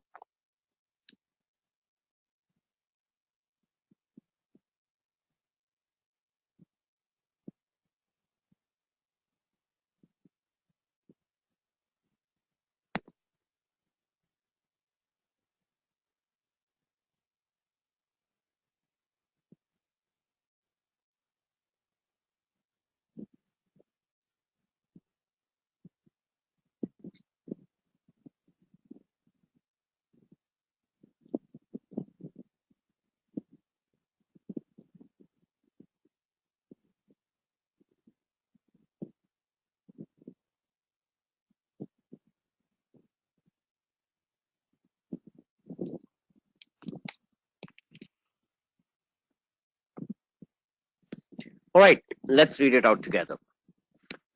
So this is the way to handle a Scrum Master interview question, guys. Scrum Master serves the team. Okay, point number one. Point number two, It shields them from any distractions that can prevent them from achieving the sprint goal. So the Bible truth is achieve your sprint goal. Scrum Master removes blocks, directs the team to become self-organized, and serves as a coach to relate the team and its working to agile principles and values wherever possible. Okay, that's the role of your Scrum Master. Very comprehensive, very good. Okay, what type of metrics do you use? Well, 2 to 3 standard metrics will do the trick. Sprint velocity, release burn down, and burn up charts are standard reports. Most companies also want to understand how many stories were committed versus completed, and that's of course nothing but your sprint velocity. Yeah. One thing the client would like to know from you is, guys, that do you have metrics on defects identified post release into the production system or post go live? And your answer should be an emphatic yes, because defect mitigations is a perennial constant evolution of a metric in any agile system.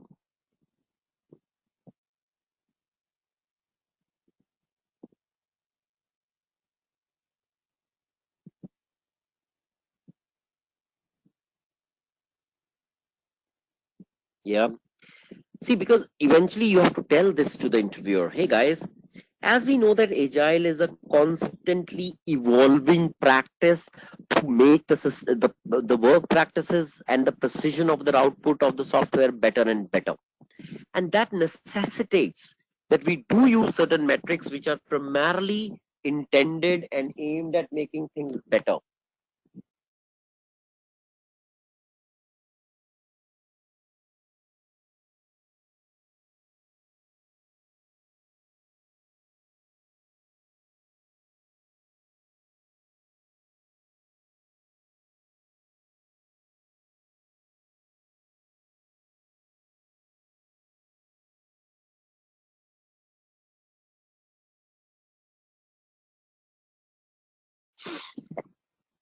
Okay. So guys, yeah, sorry. So see, you can give two ways this answer. You can say, all right, the standard metrics are release, burn down, release and burn up, and then sprint velocities, and then we have some kind of a KPI on defect management as well. Or you can tell them that one of the most essential part of the story is that how many user stories are committed and completed. This we track via sprint velocity. Second, we have release, burn down, and burn up charts. Third, a constant endeavor of the sprint cycle is to reduce defects in subsequent sprints. And hence, what do we encounter now? Okay, in this, we always do the root cause analysis to understand and appreciate what was the reason behind that, so that we don't have to commit that kind of an error in the next sprint cycle. So what I'm trying to say is, guys, show a passion, of doing things which are beyond the book. Trust me, this approach really helps. I'm telling you, as an interviewer, I reward very high ratings to candidates who bring this kind of a passion. See, life is all about actually having and showing that passion. You have to do both the things. Okay, not having a passion but trying to show doesn't work. Having a passion but not showing it also doesn't work. You have to have and show. So now if you have committed yourself to take up the career of a change management analyst, it will make sense, because this is the make or break point. Interview is the make or break point. You may get probably a break in a maybe small to mid-sized company, but the fact is that'll be great, because they will give you a lot of liberty to exercise your options as a BA and as a agile coach. You get a break in a bigger IT firm. That's also great, because they won't give you a lot of liberty, but they will have very process structured way of doing these practices. You will learn more and you will gain more experience, and that will make you even better BA or agile coach or project manager. So either way, things are going to be fine. But the fact is, you have to cross the entry door. That's all I'm trying to tell you.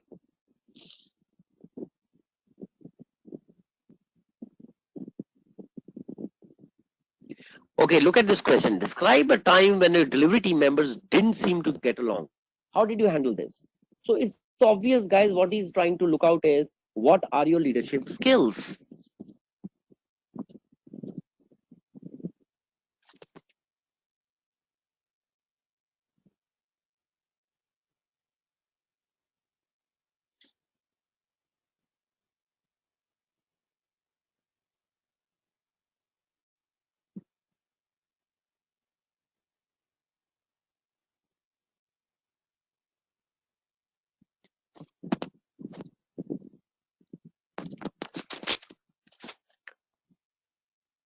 Mm, okay, so see, there are times when conflicts are happening. That's fine, man. But what they want to know is that be the time when you may like to rather encourage the team to work together. Tell them that, guys, eventually concluding the sprint cycle successfully is the only common goal you have. Okay, so please clearly state that yes, we have a problem at hand if we see that there are certain conflicts. Because agile, having conflicts in agile is a bad idea. But the fact is that conflicts do happen, right? So, because see, agile is highly cross dependent on each other. And having conflicts means that it's not a one-to-one issue, it's going to be one-to-many kind of a situation coming up. That time you can't say that I troubleshooted the problem, I came to a conclusion who was right, who was wrong. No, because to be honest, guys, in this world, it's all relative. Nobody's always right, nobody's always wrong. So the fact is here, as a coach, as a leader, what the interview wants to hear it out, that I insisted on the commonality of goals that we have as a team. I insisted what could be the situation if you're not able to achieve the sprints, leading to non-availability of high quality software as an output, and what is something which the business needs so much for achieving some of their business goals. So guys, if you have a slight conflict within yourself, remember it's going to have a far reaching impact beyond technology and actually on the business, because business expects a great solution, but honestly that will unfortunately never come up because two of you don't seem to have an eye to an eye. Yep. So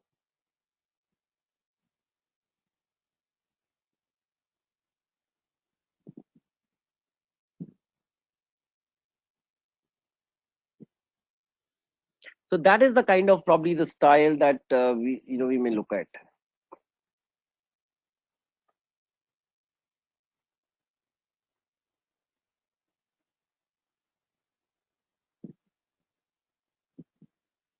Okay. Oh, this is a nice one. What do you know about impediments in Scrum?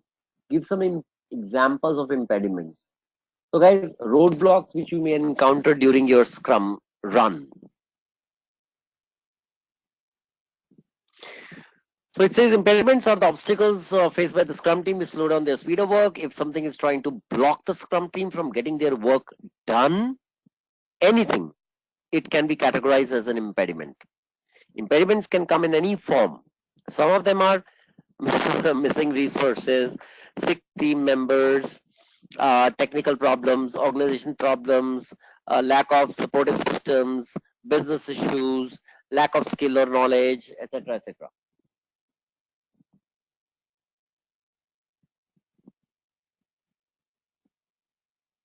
Oh, this is fabulous question.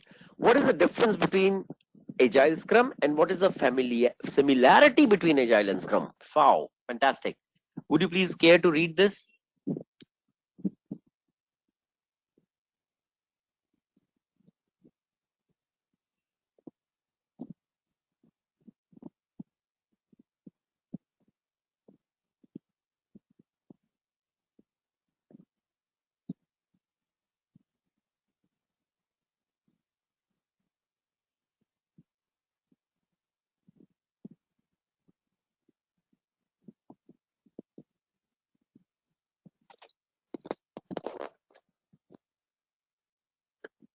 So difference in Agile Scrum, very simple. Agile is the broad spectrum, right?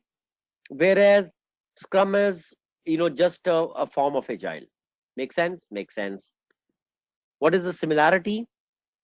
Agile is iterative in nature, so is Scrum. Incremental and iterative. Okay, this is like a simple but a tricky question. Please explain an increment. So I I hope you know that we are not talking about the monetary compensation increments, right?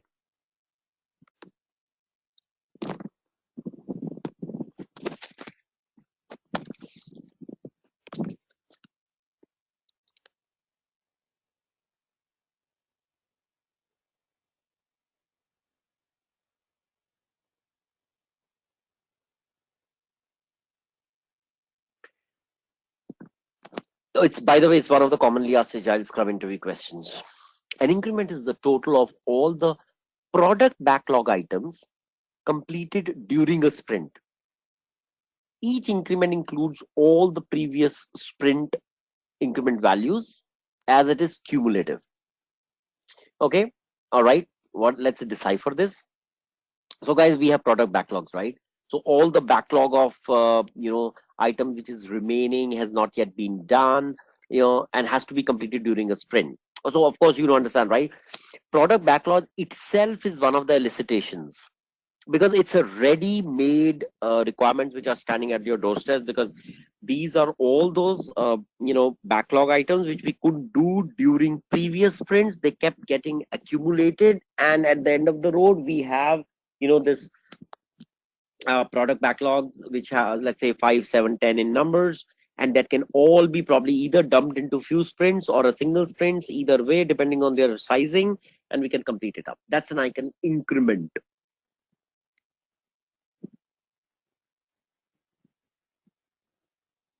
All right, this is cool.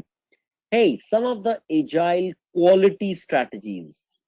All right, make sense? Quality strategies: iterations, refactoring, dynamic code analysis, short feedback cycles, reviews, inspections, standard guidelines, milestones. I think it probably explains each one by itself. I hope you also remember that from our session.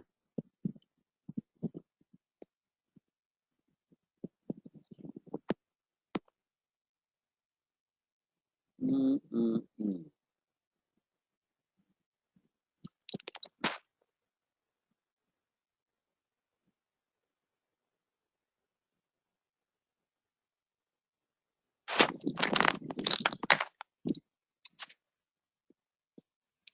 Okay.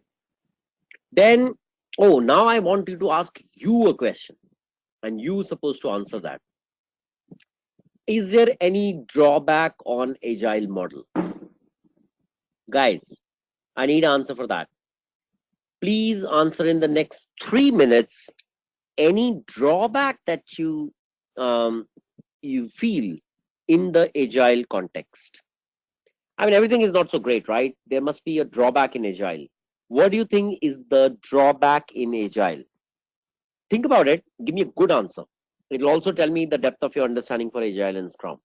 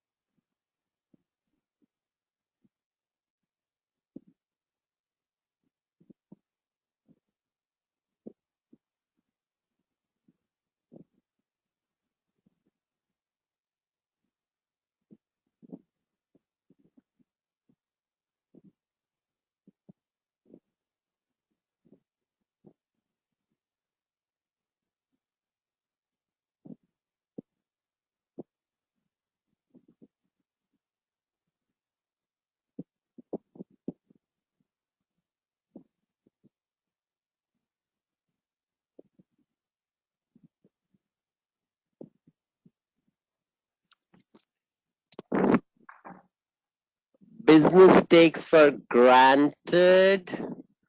What does someone say? Business takes for granted that change can be done at any stage. Interesting, very interesting. Service providers may miss some tangible benefits at times due to the way Agile is structured. Not all tasks in SDLC can be finalized in small sprint cycles. Very, very, very nice. Very nice. Hey, these are really cool. Very good answers. Very good answers indeed. Wow, that's great. Guys, you might like to appreciate that during the freewheeling cycle, you know, the brain tends to get a little more tired than usual. If you don't mind, can we please take a 5-7 minutes break? Yeah, because obviously, I love doing this, to bring out a little bit more passion and energy, but you have to appreciate that your professor can get a little tired. I have to quickly run and get myself a black coffee. So let's be back in about max 8-10 minutes. Yeah. All right. Cheers.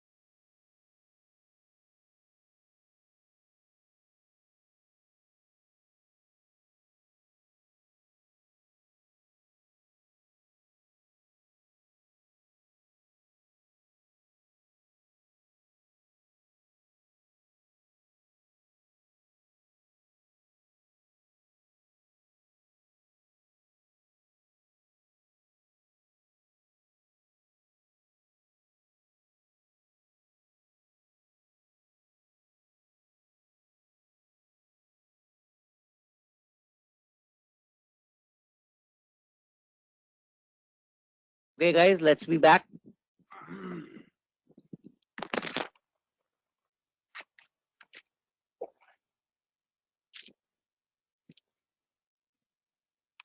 Oh, all right, oopsie. Okay, so let's continue with our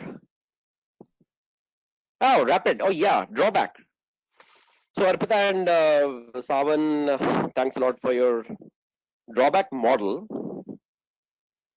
Let me just put it a little more comprehensively. One, it is not easy to make a prediction about the effort required to complete a task. And this problem is complemented by the fact that business knows that you are in an agile model, yeah, and hence they can actually change requirements as and when they feel like.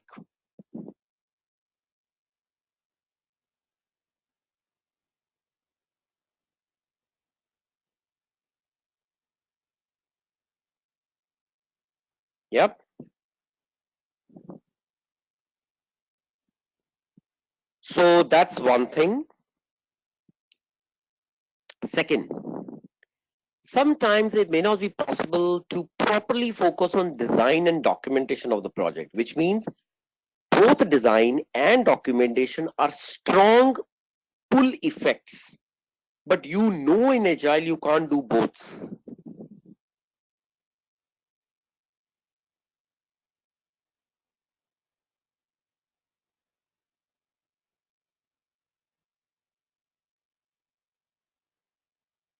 Yep. Third thing, in case the requirements are not properly understood, then the final project will not meet the customer requirement. That's a dissatisfaction, which is fine, which is true in any case.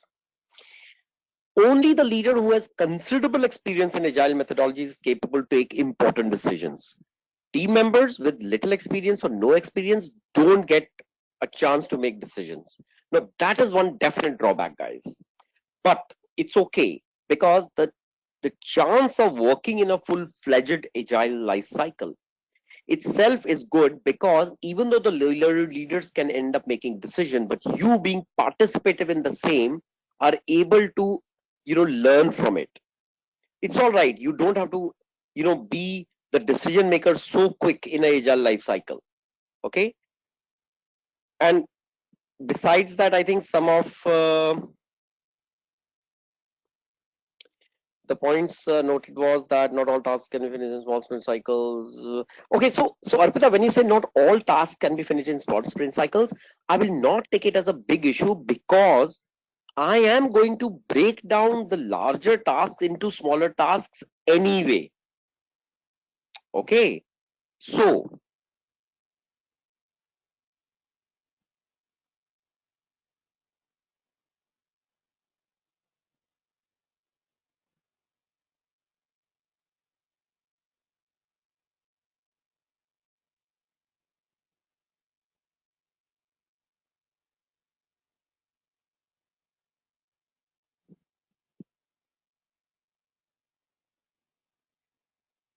let's not forget the basic principles of sprint. We are going to break down, we're going to make it admissible. We're going to make it possible that any task is breakable into smaller sprint cycles. So that's what we're going to do. So that may not be like a critical challenge for agile.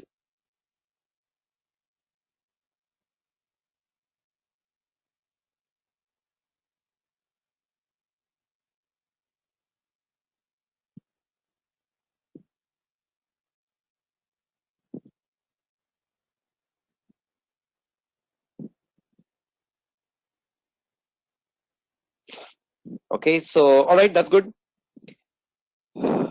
Different role in scrums that we have already done.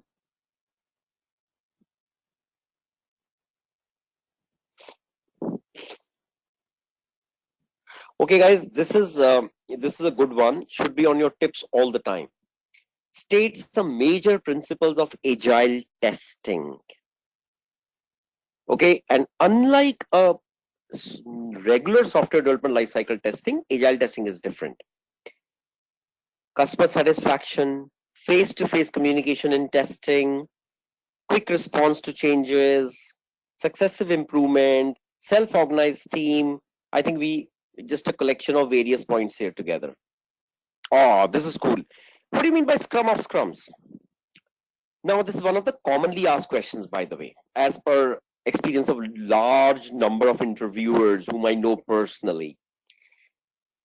Okay, consider a case to understand the meaning of term scrum of scrums. Let us assume an active project on which 7 teams are currently working. 7 teams. The number of members in each team is also 7.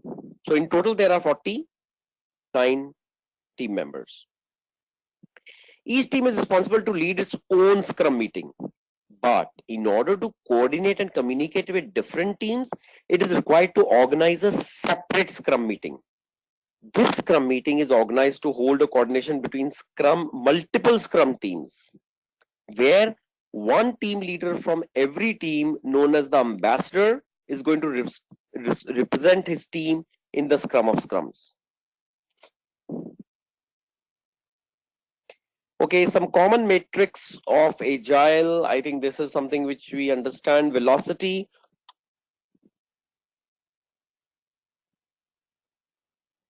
Velocity is the summation of all um, all the approved estimates of the stories. It gives us the idea about capacity and progress. Then work category allocation is fine. Time coverage. Okay. Cumulative flow diagram. With the help of cumulative flow diagram, an inspection is done over the uniform workflow. I think this is something which we haven't really done, and I don't think that's really that important. Business value delivered. Yeah, that's good. Business value delivered. That is also in terms of depending on what kind of a priority, complexity, and return on investments that may have happened. Defect resolution on time. Burnt downs matrix. Sprint burnt down chart is a graph to represent the number of the non-implemented or implemented sprints during the Scrum cycle. Yeah. So burn down is the non-implemented, burn down is the implemented, and the reverse is the non-implemented. Okay, now this is really good, guys. And you have to be honest about whether you know about this. What do you mean by planning poker technique? Planning poker technique.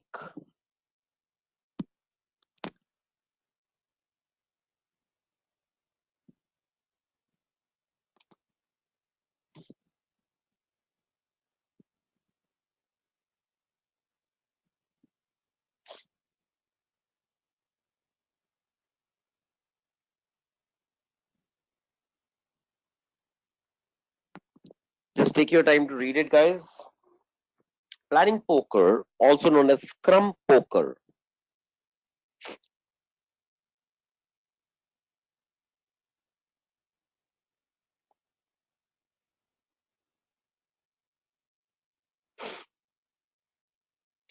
is a card-based agile technique that is used for planning and estimation. Remember that. To start a session on planning poker technique, the agile user story is read by the product owner. The steps performed are: number one, each estimator has a deck of poker cards with a value of 0, 1, 2, 3, 4, 5, etc. This basically denotes the story points, or ideally days, something where the team wants to use for estimation. Some teams use hours, man hours. So the poker cards denote man hours. Some teams use days. The poker card denotes days. Some teams use story points. So then the poker cards numbered as 0, 1, 2, 3, 4 denote the story points. What am I doing right now? Me and you are all playing poker. So what I'm going to essentially, I'll give you the headline of it. I will describe a problem statement. Okay, and of course the problem statement is nothing but the user story, and then I'm going to ask you to think about this story, user story, and give your own estimation in terms of how much time it will require to complete that. Okay, when you submit that, I will consider that as the best guess that you have given from your side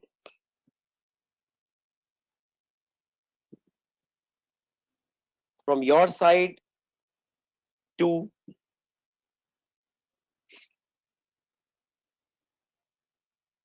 give your judgment in terms of how much man days, man hours, or story points will be needed to complete this. So let's say four of you, five of you, give you an individual, you show your original poker card which you think applies to that situation. I'll probably take a median of that effort.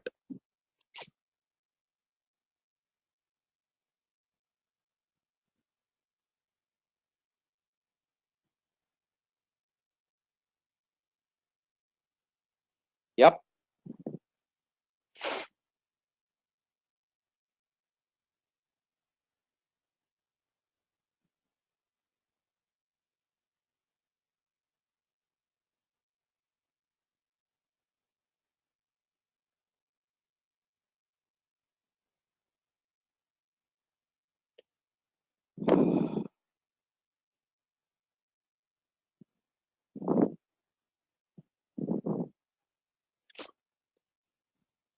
So if the card with same value are selected by all estimators, it will be considered a ideal estimate. If not, then obviously the various cards will have high and low value estimates. So what we will do is that we will probably take a median value of that, because we know that the different sensibility of the team members have proposed an estimate according to their own flavor. And guys, in playing poker, we respect the the wisdom which is given to us in form of a poker card estimate by any individual team member. We have to appreciate that there are different skill sets in the team. Somebody is a functional analyst, technical analyst, tester, designer, and all of them have experience as cross-functional members to develop, these kind of requirements, and they will, obviously try to gauge the estimate from their own experiences. So what am I trying to say? Essentially what I'm saying is that playing poker brings us a sense of harmony, commonality, and togetherness from the team by taking a real-time median assessment of the estimates given to us by different team members. Did you get this, guys?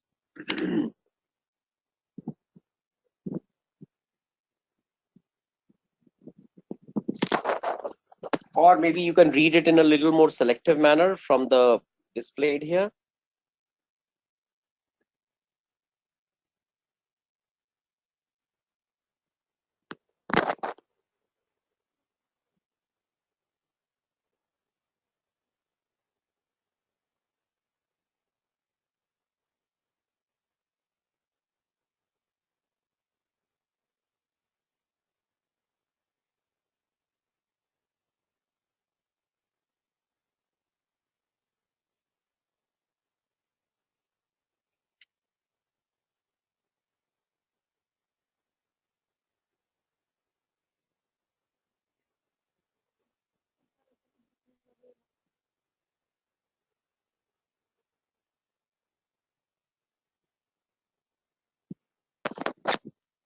Okay, guys, so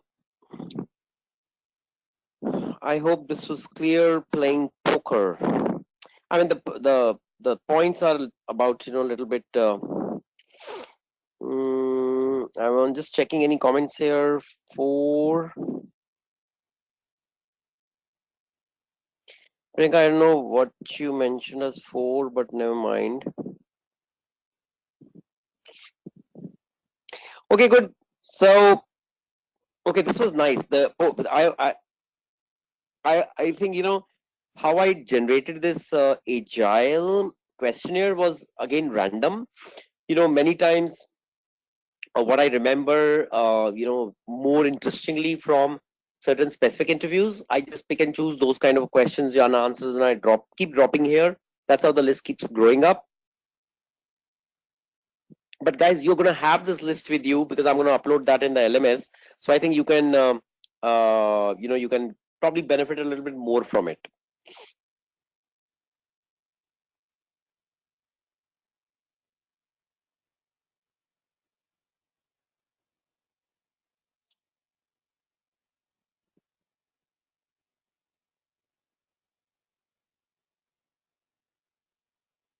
Okay, let's check on the project management part.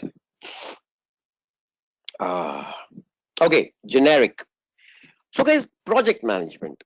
As you can appreciate that a lot of things about project management is going to be a little bit more generic questions. Uh, there are some specific questions, especially on critical path methodology, time management, maybe some bit on quality management, etc. But I think but I think there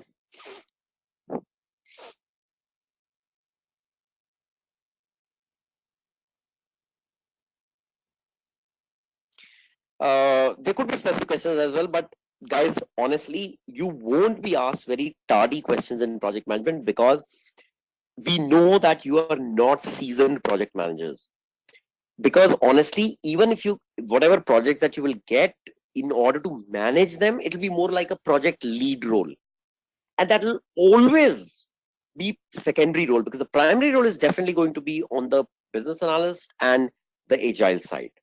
Yeah, this will be like an add-on opportunity. Okay.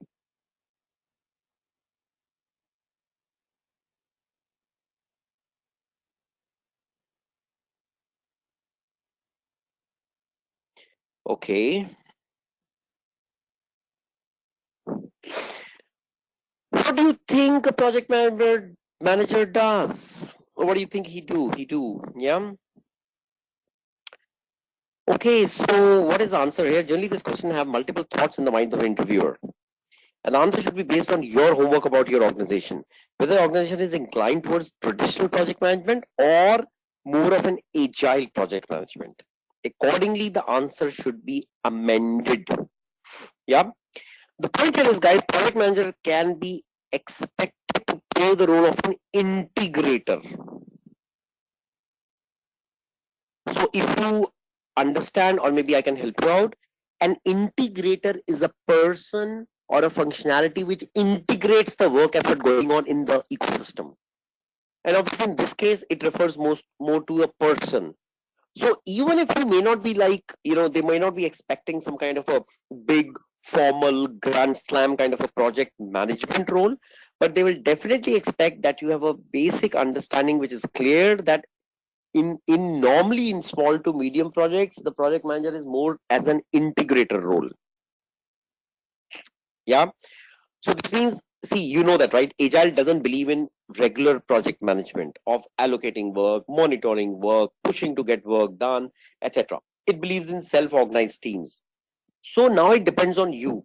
If you have any experience as a traditional project manager, you can add that up, or else you can stay out saying that since that you have become conversant and certified with agile now, you may like to pass it off as more of a self-organized team effort, where a lot of typical project management role doesn't really come up. So all I'm saying is that if they ask you what is your concept of project management today in a more contemporary way of IT developments, you know what answer you have to give.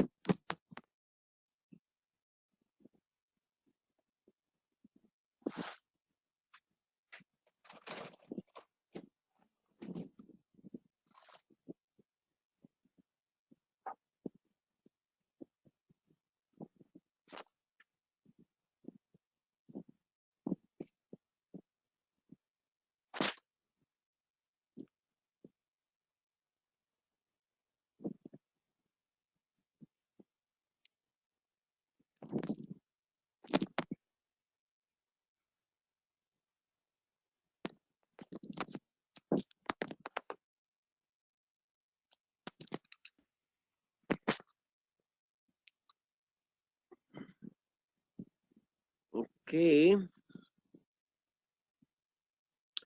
What is the one main driver towards project success? For you, project success is defined in terms of what? That's a good one, guys. That's really a good one. In this question, the check on you is if you know about project success drivers, obviously based on fundamentally the three triple constraints: cost variance, effort variance, schedule variance. Yep, that's the target here, guys. Now, what's the approach here? Each one of you should be ready with the metrics used in your, I mean, either in your earlier projects or in the knowledge about project management that you have achieved. The drivers of a project success in a traditional way are expected majorly related to hand holding, cost, effort, and time. You meet them, you are a successful project manager. However, a person also has to touch upon agile project success drivers, which would be basically working software, regular demonstration, increment cycle success, completion of sprints successfully, uh, ability to turn around the requirement in a much faster way, etc., etc.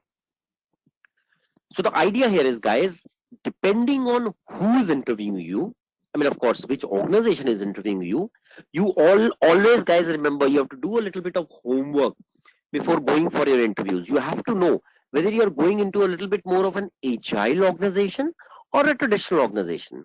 If it is agile, you have to talk a lot of masala on agile, including how do you manage projects in agile, etc. If it's more of a traditional organization, then you can stick to probably, a more conventional KPIs which we do for project management.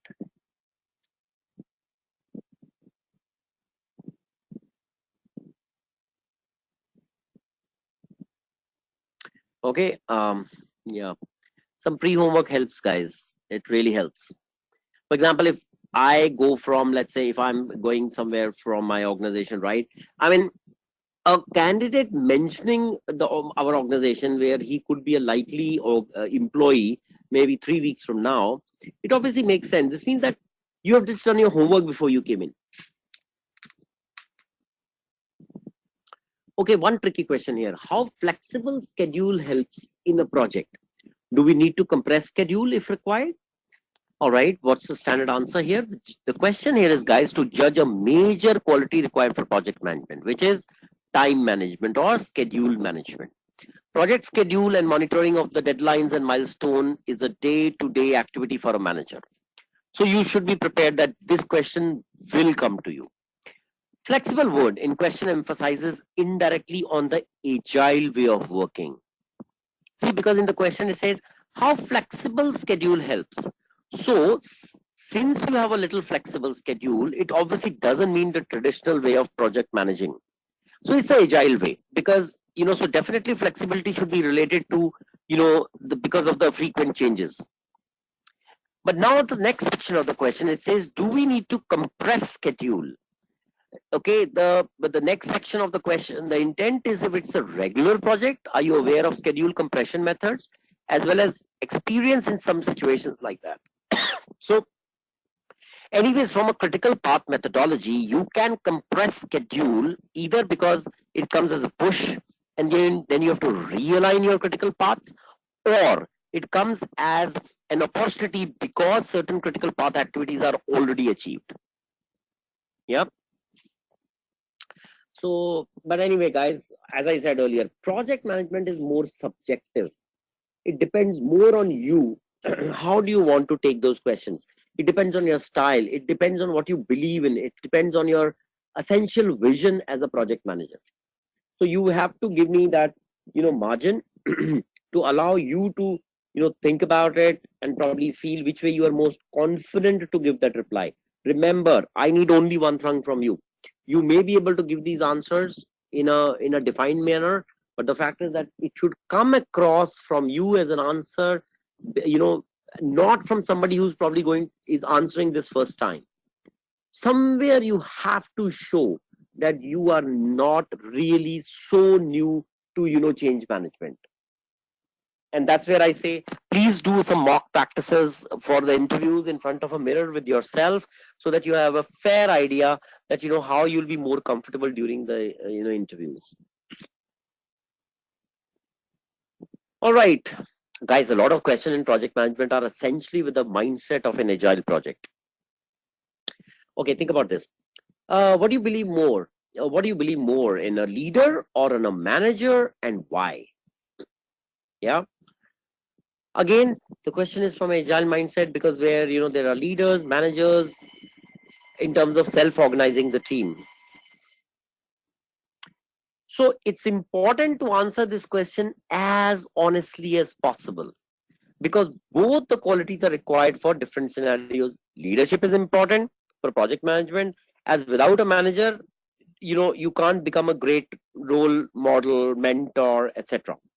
At the same time, you need a good working hand manager to manage the project efficiently.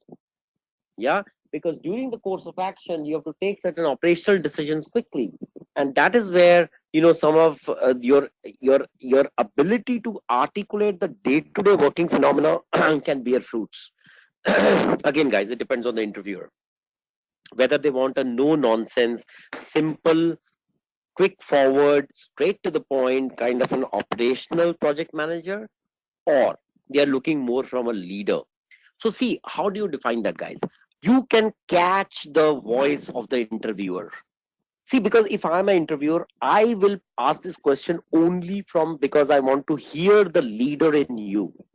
So I will expect and hope that if I'm interviewing someone, he's able to, you know, take this discussion forward via his answer, more emphasizing the leadership perspective.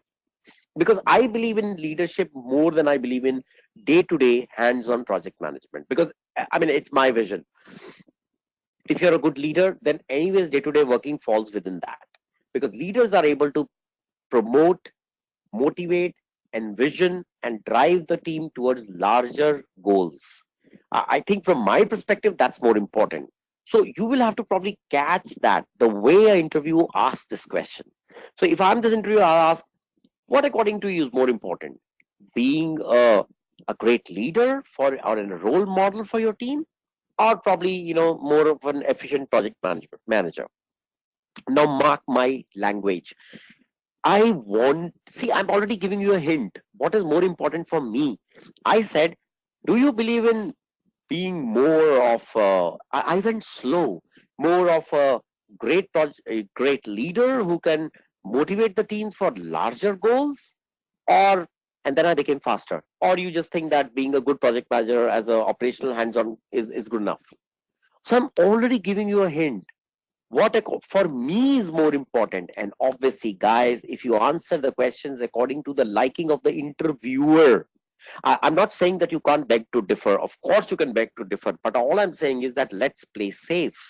So understand the tone, the flow, the speed, and those words where your interviewer is emphasizing. So what he's emphasizing, guys, is what he believes in.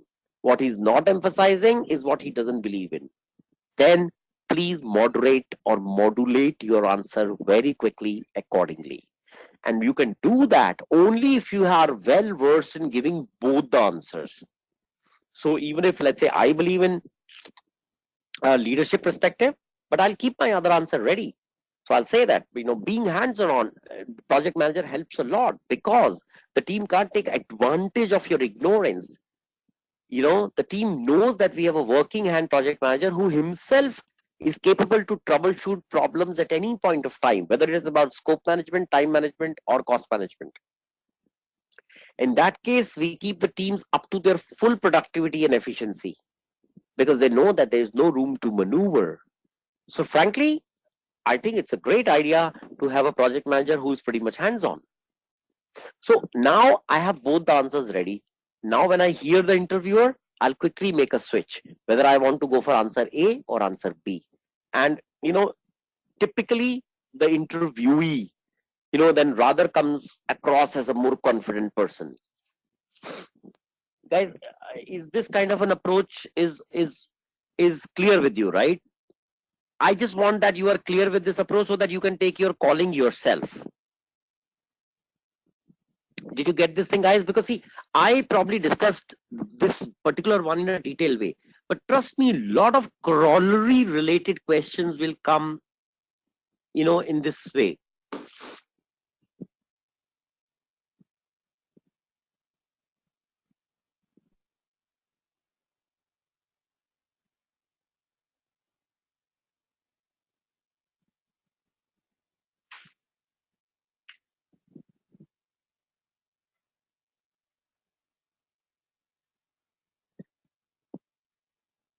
Guys, is this approach clear?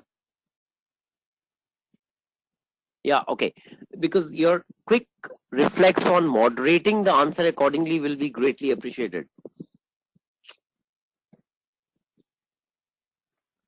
Okay, let's go to the last remnants of what we think is left out. So team development is fine, flexible schedule is okay. What else? Hey guys, I think see the interview preps are anyways that way. I mean, frankly, it can be ongoing for next 24 hours also. Okay, but all I wanted to give you was a very kind of a clear directional input in terms of how to prep up. Of course, you will get this document from me. Um, and remember, guys, before you approach anyone, your CV approaches that person. So make sure that your CV is very, very up to the date. I posted you 4 CVs. You can pick, choose what you think is best for you, and then send it to me. If I feel that your CV doesn't look impressive enough, I will change your CVs anyways. Okay, but but you can send me your first finalize. Okay, Priyanka, yeah. So guys, no questions from SAP because frankly, till date, I have never asked any SAP related questions to any of the candidates, or in fact related to any technology. See, because frankly, that's a very secondary perspective. I don't think there's any reason for me to ask you guys that, what do you understand from, let's say, a production planning process? What do you understand from integration of finance with project system module? Yeah, because I have like 99% of value which I can get from a change management professional is absolutely going to be largely from business analysis, largely from agile scrum, and and then from project management. Frankly, there's large stakes involved there, Priyanka. So I will pick up a candidate, which is well versed with all this. Now, whether he is commensurate with technology, I don't really care. Even though I will be glad if you can mention something in between, but for that you really have to, to be honest, unless you see that e-learning modules, each one of them at least 2 times over, I don't think you will get the confidence to, say what you understand primarily from an SAP perspective. So see, the client architecture, the server client architecture of SAP is not a big deal. Yes, but the business process flows are important. Now, see, it depends on you guys. So let's assume Priyanka is, let's say, from supply chain area. Yeah. So one, she's from supply chain module as a background. It's mentioned in her CV. All right, good. Second, she has been through this 3 certifications, right? Plus, she also has a detailed technology overview. All right, that's great. Now let's say fast forward. Priyanka comes for an interview, and I'm the interviewer. What will I do? I will have a very quick check on her previous supply chain background as a domain to just to check that what are her domain understanding essentially, and then I'll quickly move over to the, to the BA and agile scrum and project management part. Okay, once that is all clear, you know I may ask, even though it's never a direct question, often it is driven more by Priyanka, because Priyanka will definitely say that along with the certification we also had a very detailed overview on SAP. So the next question will be, okay, what was that overview all about? So she can say, that it was a detailed overview about the architecture of SAP, the working modules within SAP, all the different modules related to supply chain, which is basically order to cash, logistics execution, material management and warehousing. Plus, we had an overview about manufacturing modules, which is production planning, plant maintenance, and quality maintenance. We also had an overview about finance, which was related to the modules of finance and controlling plus treasury. Yeah. So, okay, that's one thing. Okay. So then she will likely add herself that I have a fair understanding that how the process flow in SAP happens. Now, does it help me? Yes, I guess as a BA, as a agile scrum master, it helps me because I have this technology footprint clear. Now, I don't understand the client's customizations. I just have a good overview. I know how it operates. And frankly, I don't need to know exact customizations. Yes, it'll probably get bounced off during the requirement discussions because, from as to 2B process flow while doing gap analysis, we'll obviously step into the technology side. And then somewhere, the stakeholders who are more IT savvy may mention that this is how it is configured in our IT system. But that time, I'll probably have my own technical designer or functional analyst sitting next to me. So guys, SAP part, it depends. If you are, I just give you one magic formula. The entire learning module will take you about 25 to 30 hours to watch. If you can do them twice, it'll take you 60 hours. In the next 1 month, please allocate 2 hours per day. In 30 days, you'll be able to see all of that. Remember, in the same 30 days, in the next 1.5, 2 weeks, you'll be able to finalize the CV. You'll be able to send it to me. You can send me as quickly as possible. I can quickly do it for you. Plus, the next 2 weeks, I want you to get refreshed with the interview answers, etc. 4 weeks, done. Then you please float your CV. The CV is going to hit a couple of points, okay, from where it'll get definitely shortlisted. Some interview calls will come in. First will be a remote interview, then it's going to be a face-to-face. Just make sure that time you are on no slippery grounds with respect to your certification, your knowledge, and your ability and confidence to articulate that. Okay, this is the game plan which I want you to play along with. That's frankly all what I want to say.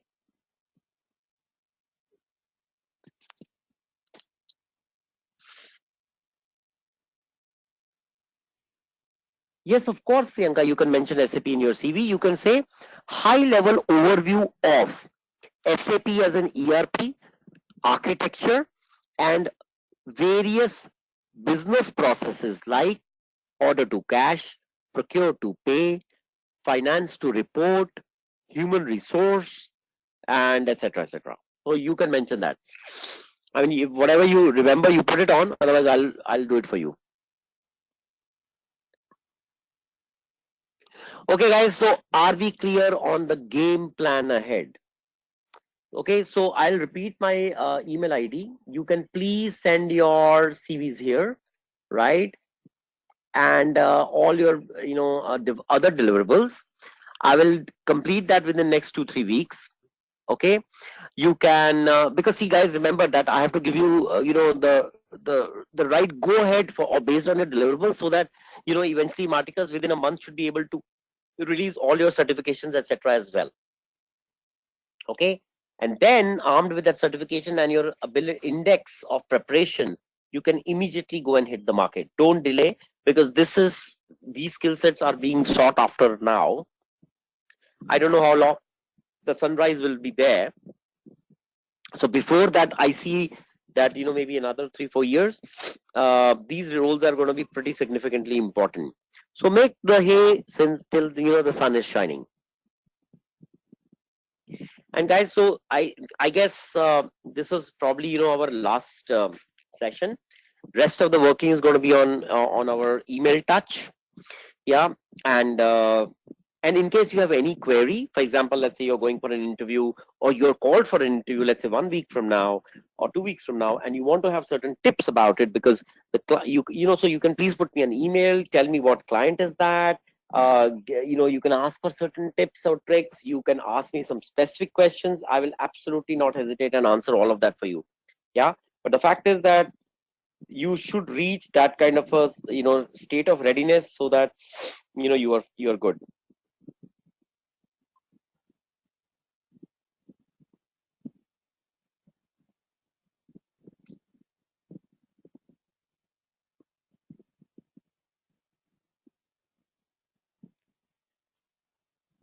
Okay, guys, any questions that you may have?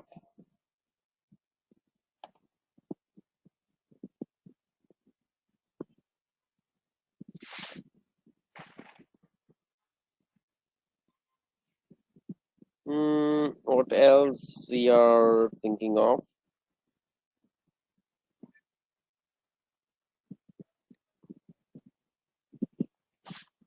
What else, guys? Anything else?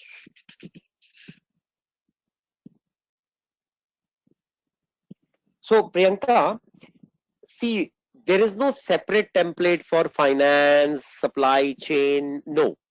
For all the domains, there's a common template, which I have sent. It's called sample CV. Apart from that, I have made a template specific to IT people.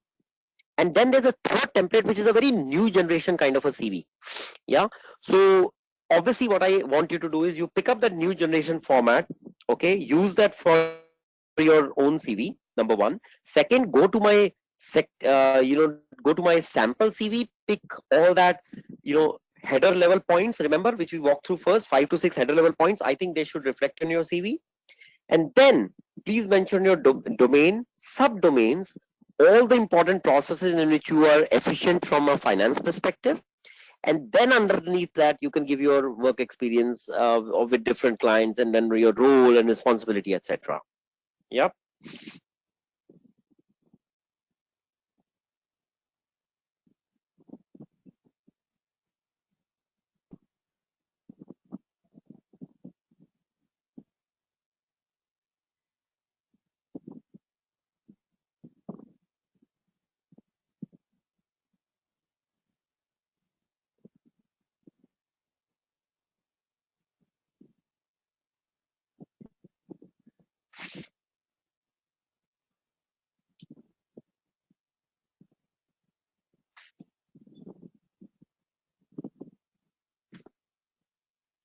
Okay, what else?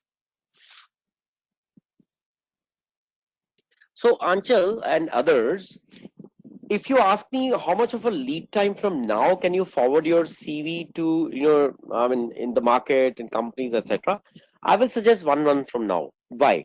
First, step one, complete your deliverables. Step two, watch all the SAP related e-learning content. Step three, prepare for interviews, mock trial within yourself. Step four, float the CV after getting the certifications from Imarticus. Yeah, so I suspect it will take about another 4 5 weeks. So get according to that, and then you can float it out. Okay, guys, what else? Are we good? If we are good, then I guess we might say goodbye to each other. I must tell you that you have been a fabulous batch. It was an amazing pleasure being with you. Yep, and but we'll stay connected, because I think there will be often times where we will be able to reach out to each other and probably seek some support. That's fine. Okay, one thing more, guys, about the placement assistance. Once your CVs are all ready, all set, you are supposed to dispatch those CVs to the coordinators of the program, which I guess Kezia, Sudhakar, etc. What they will do is they will forward your CVs to the placement assistance cell of Imarticus. Imarticus cell is going to publish some private leads for you, depending on the domain that you are coming from. So for example, let's say Priyanka is from finance. So and they publish this to the entire group.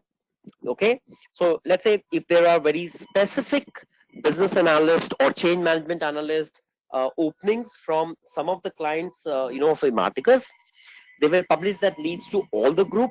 But yes, of course, now that particular lead is, let's say, finance specific. Similarly, there could be leads which are specific to certain domains.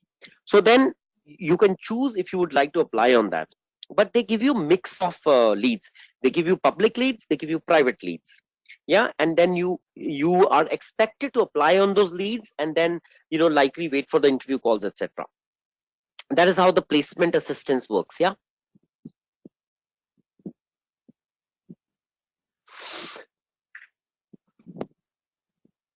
Okay, so guys, I think we are good then. So I would like to wish you all the very, very best in the coming weeks and months. Any queries, straight reach out to me on the email part. I'll be able to kind of decipher it for you. And don't consider me as if like I'm basically not just a trainer. I'm a mentor and a guide as well. So I'll be around. Yeah. And there could be, if you like the program, then I'll be glad if you can please give certain ratings to it. I think Kezia reaches out to you to take some ratings on the program. That's one thing.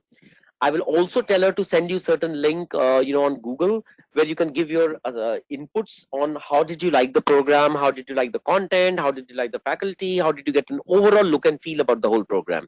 So maybe she'll send it to you in the coming maybe Monday, Tuesday or something. Please be kind enough to mention some of your experiences. I think that really helps, guys. I think as a trainer, as a mentor, as a guide, I think I have a right to ask you that, and I think that'll be good if you can respond to those requests. Yeah.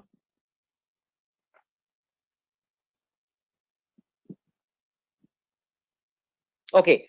Thank you very much, girls. It was wonderful, and of course, all the guys out there. But remember, one email from you, and we are connected. Okay. So stick around, stay tuned. But good luck and goodbye for now. All right.